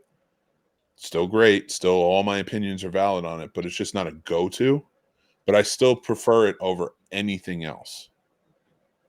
You know, it's still like in terms of like remakes or you know, anything coming forward. Like, it's just, I think it's because back then, at the end of the day, we want story. Spectacle is nice, and it keeps us reeled in, and we love it.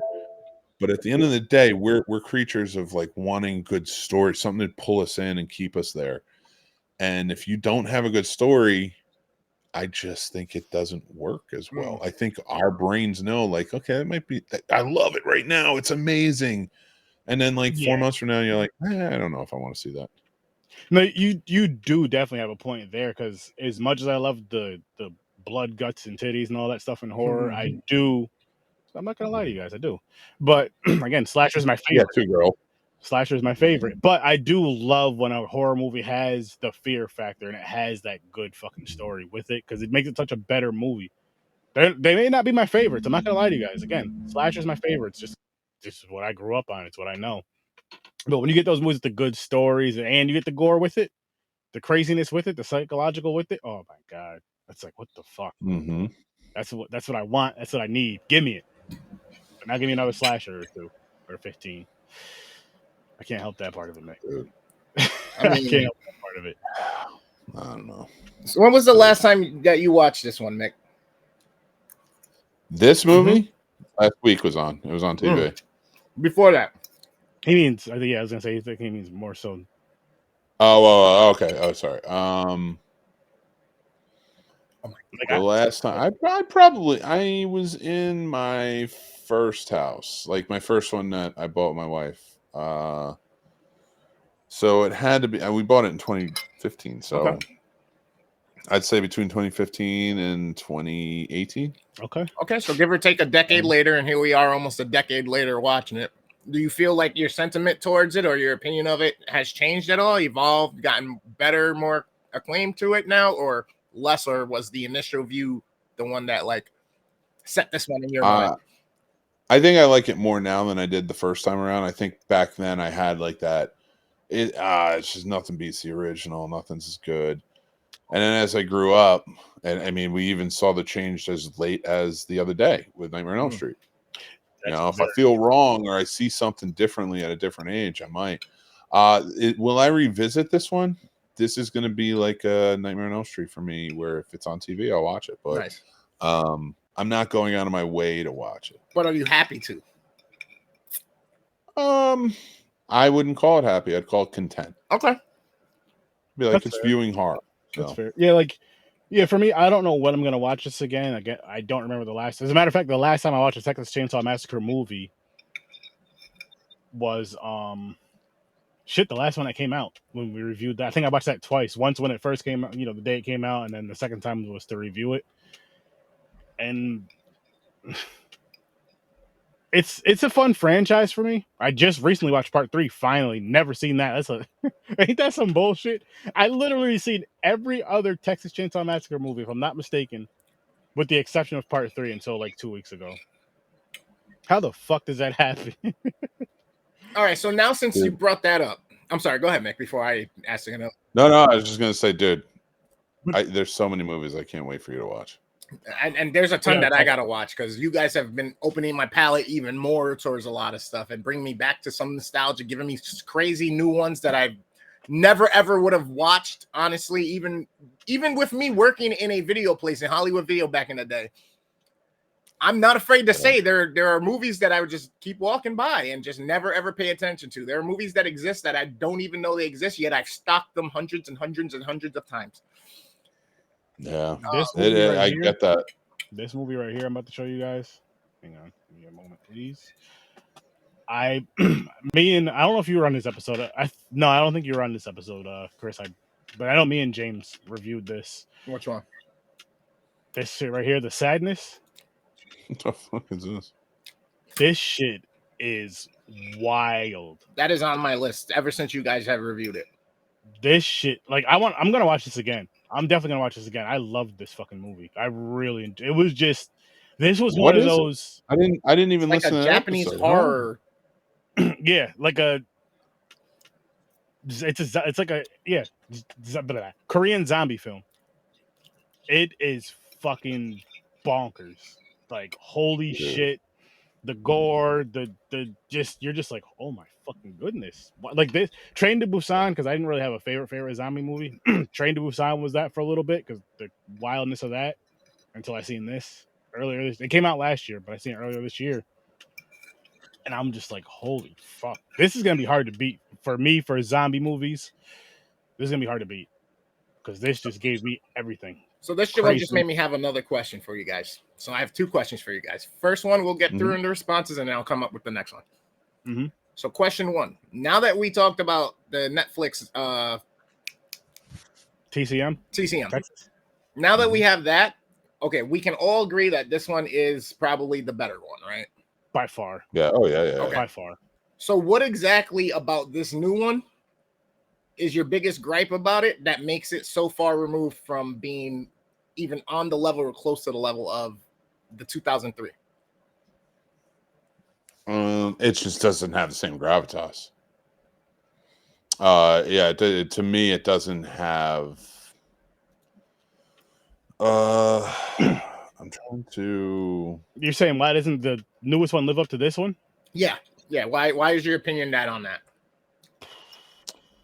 Yeah, to me, I felt like they took away from what got you into really loving this from the original film, and just, we'll go to the 03 one is you know, some friends on a trip going to do whatever they were going to do, and then shit happened. These people were going to this place to kind of change that town or whatever. So it kind of took away from the whole like surprise factor, because didn't they know about the Texas Chainsaw thing, or was it a rumor? What I forgot what the fuck it was in this movie. No, they knew about it, right? Yeah, you can get this at snobsmerch.com. Boom. Somebody said they like the shirt. It's Jayhan, my homie. Jayhan. Nice. Loves the shirt. Yeah, I see what you're saying, dude. I didn't realize Mark Nispel directed this too. He did the Friday 13th remake. That makes sense. That's awesome. They have the same like feel. And it's funny that they were both shot in Texas. So does that mean he did the Friday remake too? He did. Yeah. But he did the Friday remake. So he did the After. Friday remake in which one? Friday and Nightmare on Elm Street. So did he do the Nightmare on Elm Street, I meant? No, I don't think he did Nightmare on Elm Street. Oh, he did. Okay, he did Friday and then 03. This 03?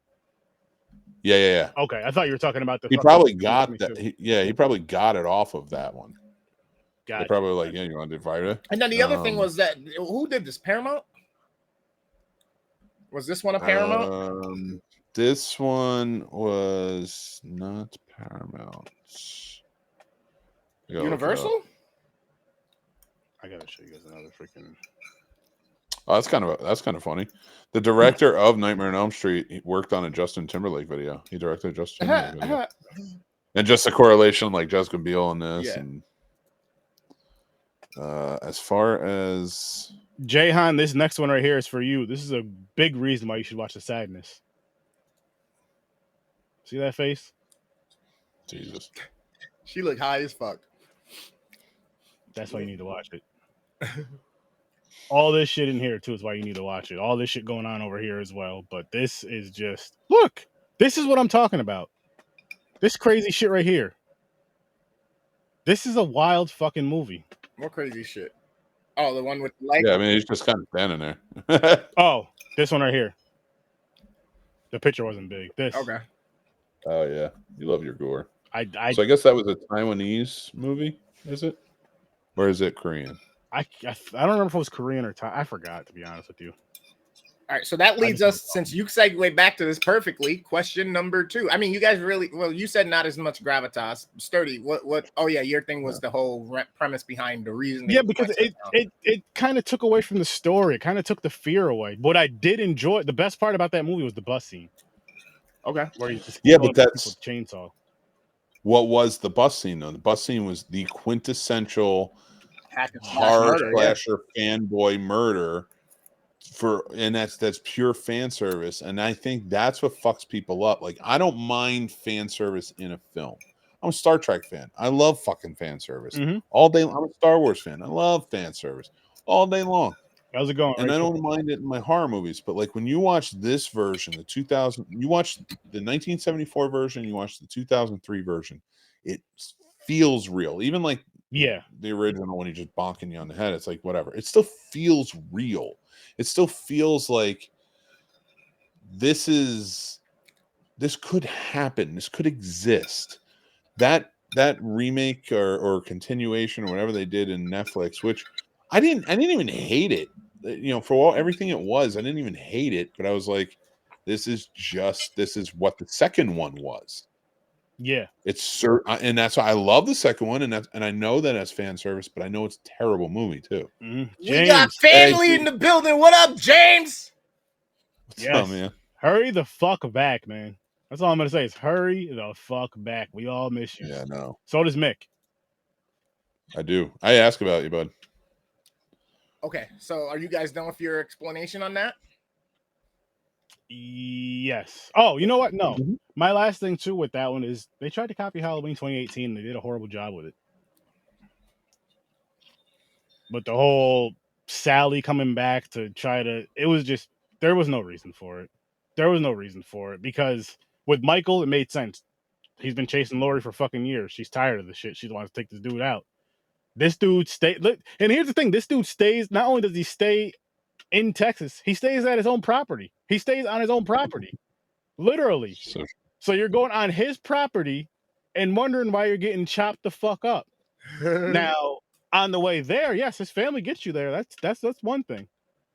But there's the ones, the stragglers that are wandering off because there was so many fucking cars there. There was so many fucking cars there. Which that's something I love about movies like this. Like this one did it right. I feel Wrong Turn did it right. Mentioned earlier.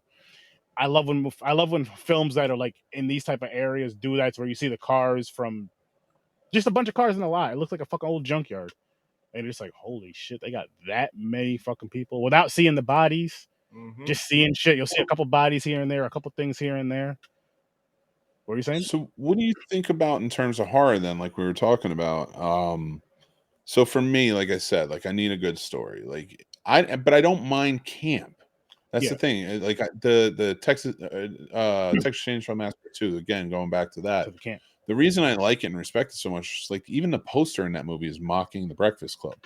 You know, so like the whole point was they knew they were coming out with zany, crazy, absurd, and Dennis Hopper in a chainsaw battle. Like they knew what they were making, and I think I respect the filmmakers who are like, we know what we're making.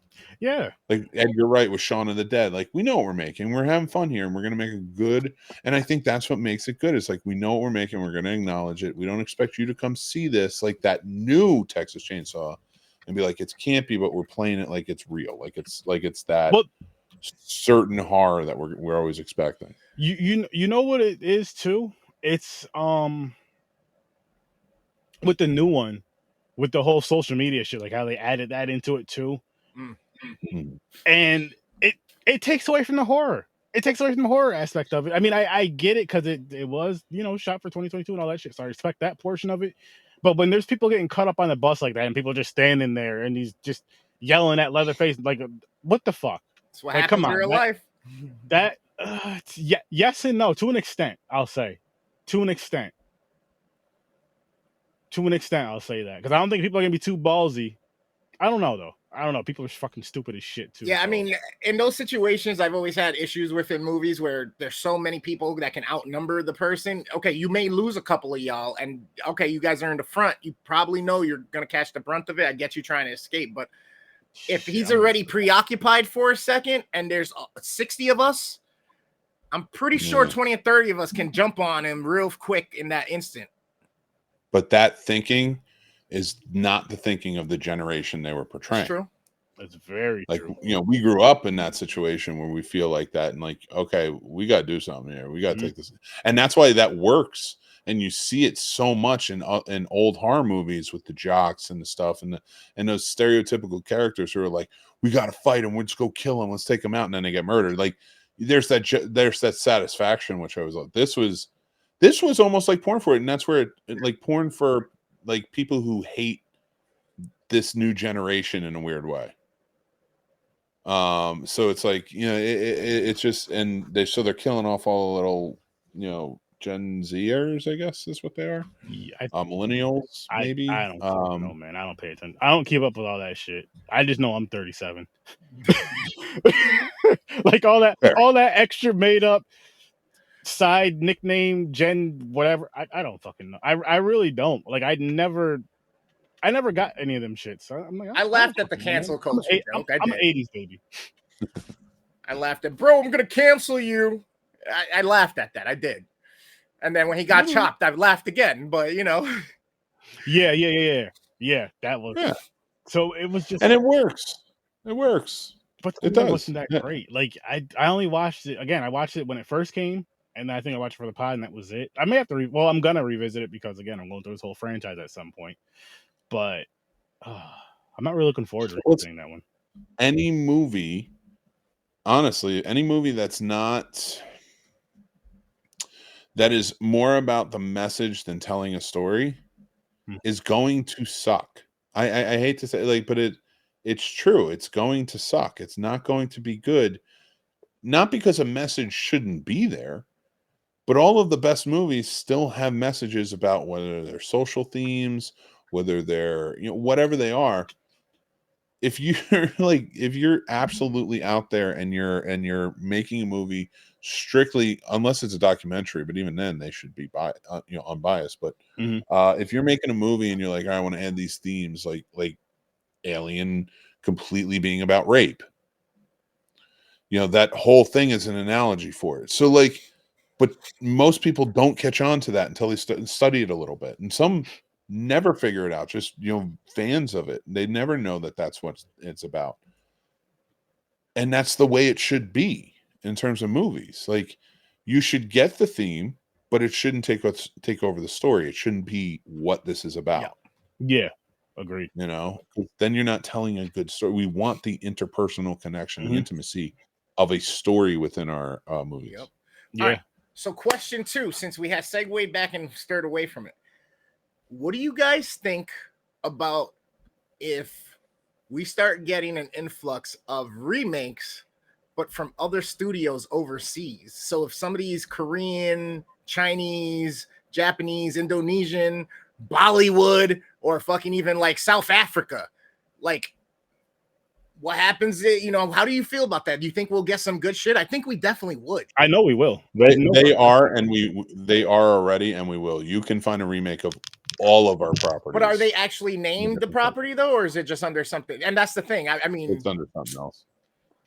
And it has to be only because you can't, unless they get special circumstance. Like, there are some other countries that remake our products, but even then, like, some of them can just be like, go screw America. Yeah. Okay, come get us. Like, whatever. So they exist to some certain level. They're always going to look different because it's always it's somewhere else. Like, you can't have the Texas Chainsaw Massacre, but there are Chainsaw Massacre movies in Korea. There are Chainsaw Massacre that are following the same formula. Gotcha. So it's just about finding them. Now, to your point, like, remaking them where they're mainstream out there, and like under the same name and everything, getting theatrical releases. They won't do it unless there's like a lot of money thrown to them. They won't do it because imagine it's going to be better. I had to break. It's going to be better. No, That's what I wanted to get to. That's what I wanted to ask. That's what I was. I don't hate to break it. I don't hate to break it, and the reason why I say this is because, like, if you're someone who enjoys film, watch foreign film. Watch foreign film.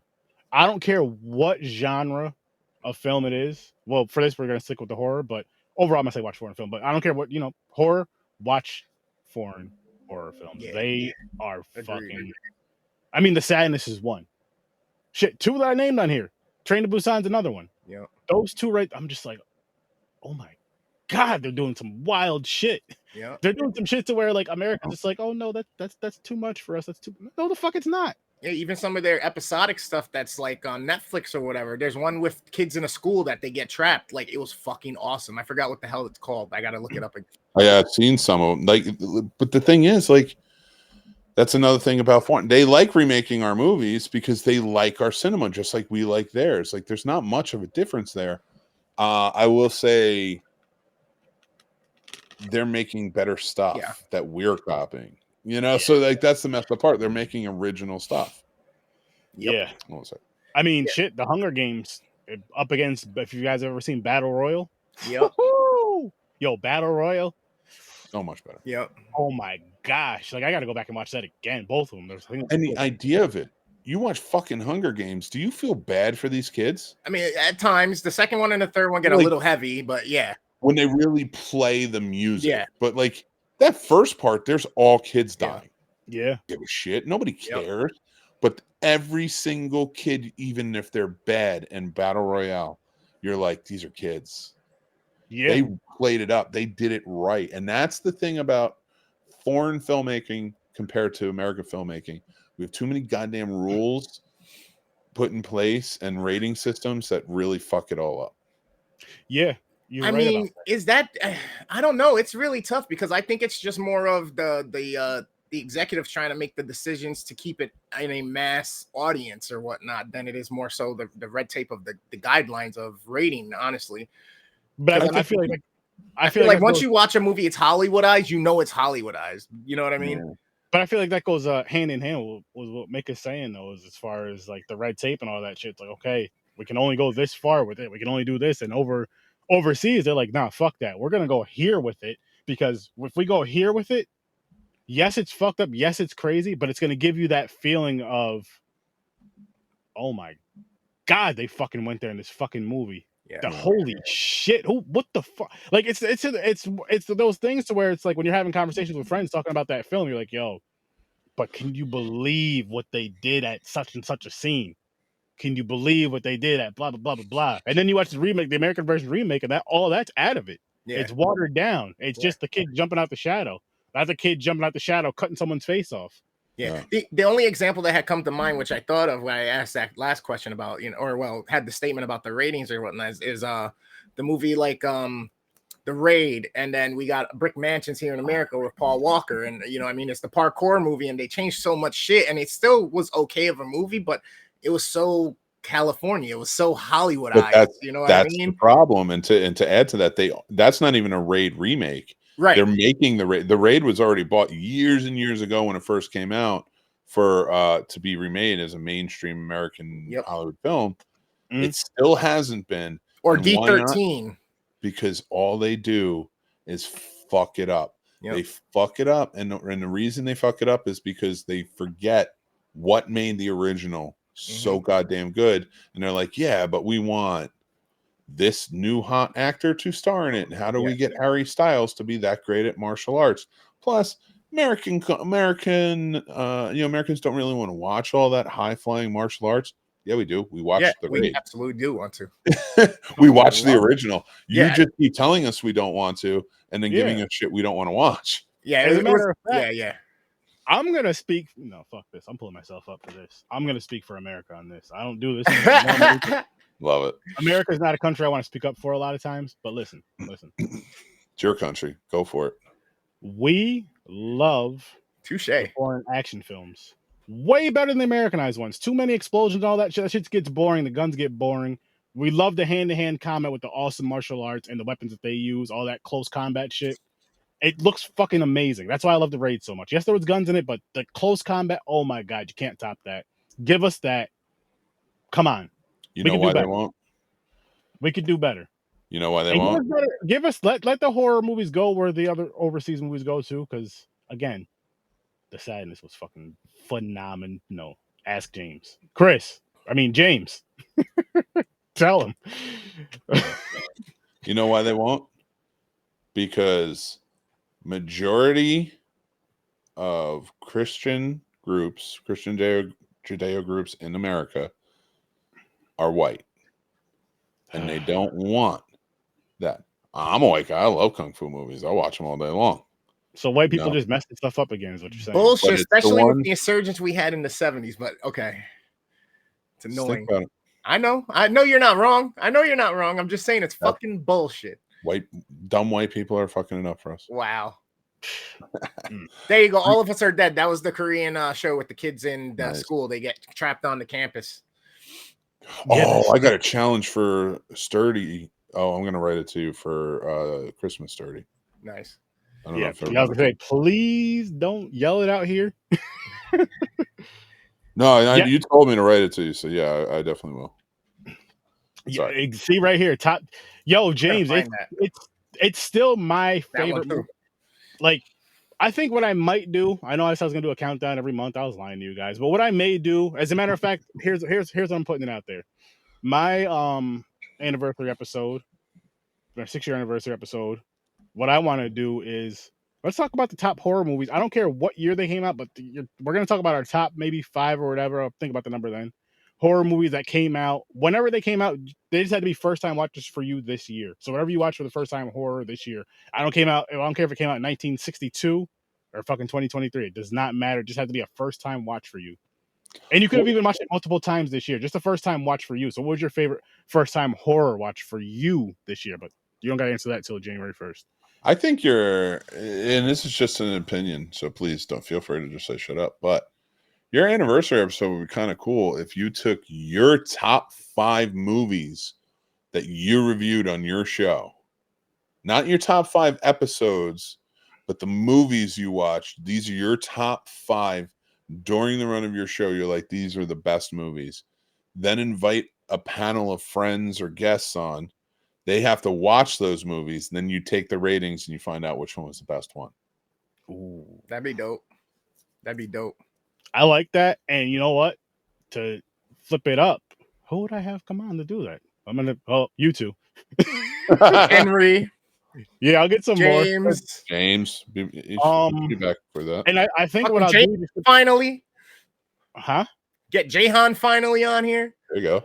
I think the way I want to do it though is I do want to do like the show overall eventually, but I think for this year, I'm gonna do like my favorite from this year that I've seen for the first time. Because there's some movies I want people to watch bad that I've seen this year.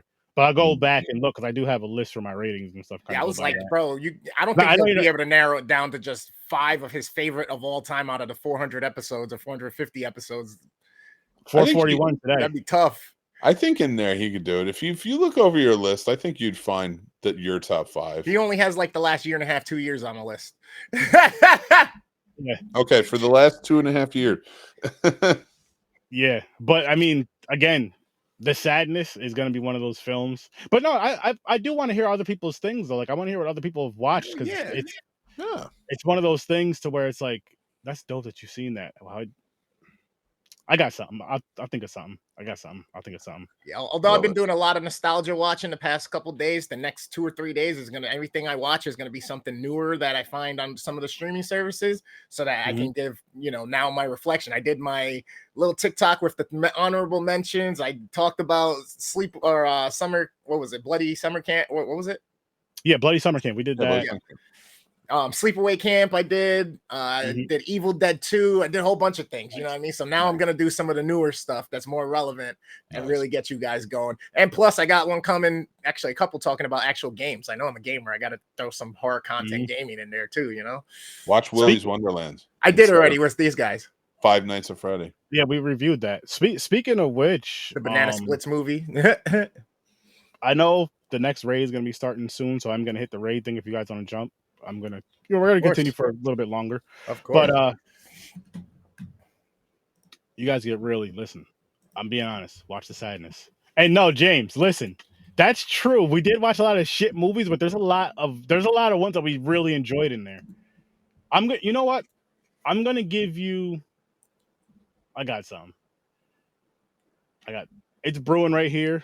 Horror movies, and it's something where I want everybody to come with a list of something. I'm gonna type it to you guys in the group, though.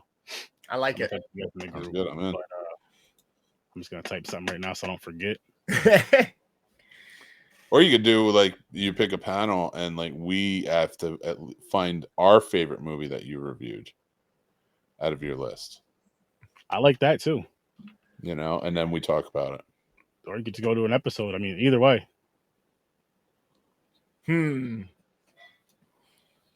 Makes me want to do things like go find like one you gave a 10 to, take the clip of it, be like, all right, Sturdy, here, play this, and now I start to talk about my version, my thing, if it's a movie I wasn't on for or anything that you gave a 10. I like that. There you go. Send me the clip. Matter of fact, I said it makes me want to. I didn't say it was going to. Here's one. Here's one I wouldn't mind. You can go to one of my ratings that you agreed with as far as like really enjoying the movie, and go to one that you disagreed with to where it's either a movie I hated or liked. You have access to that spreadsheet, right?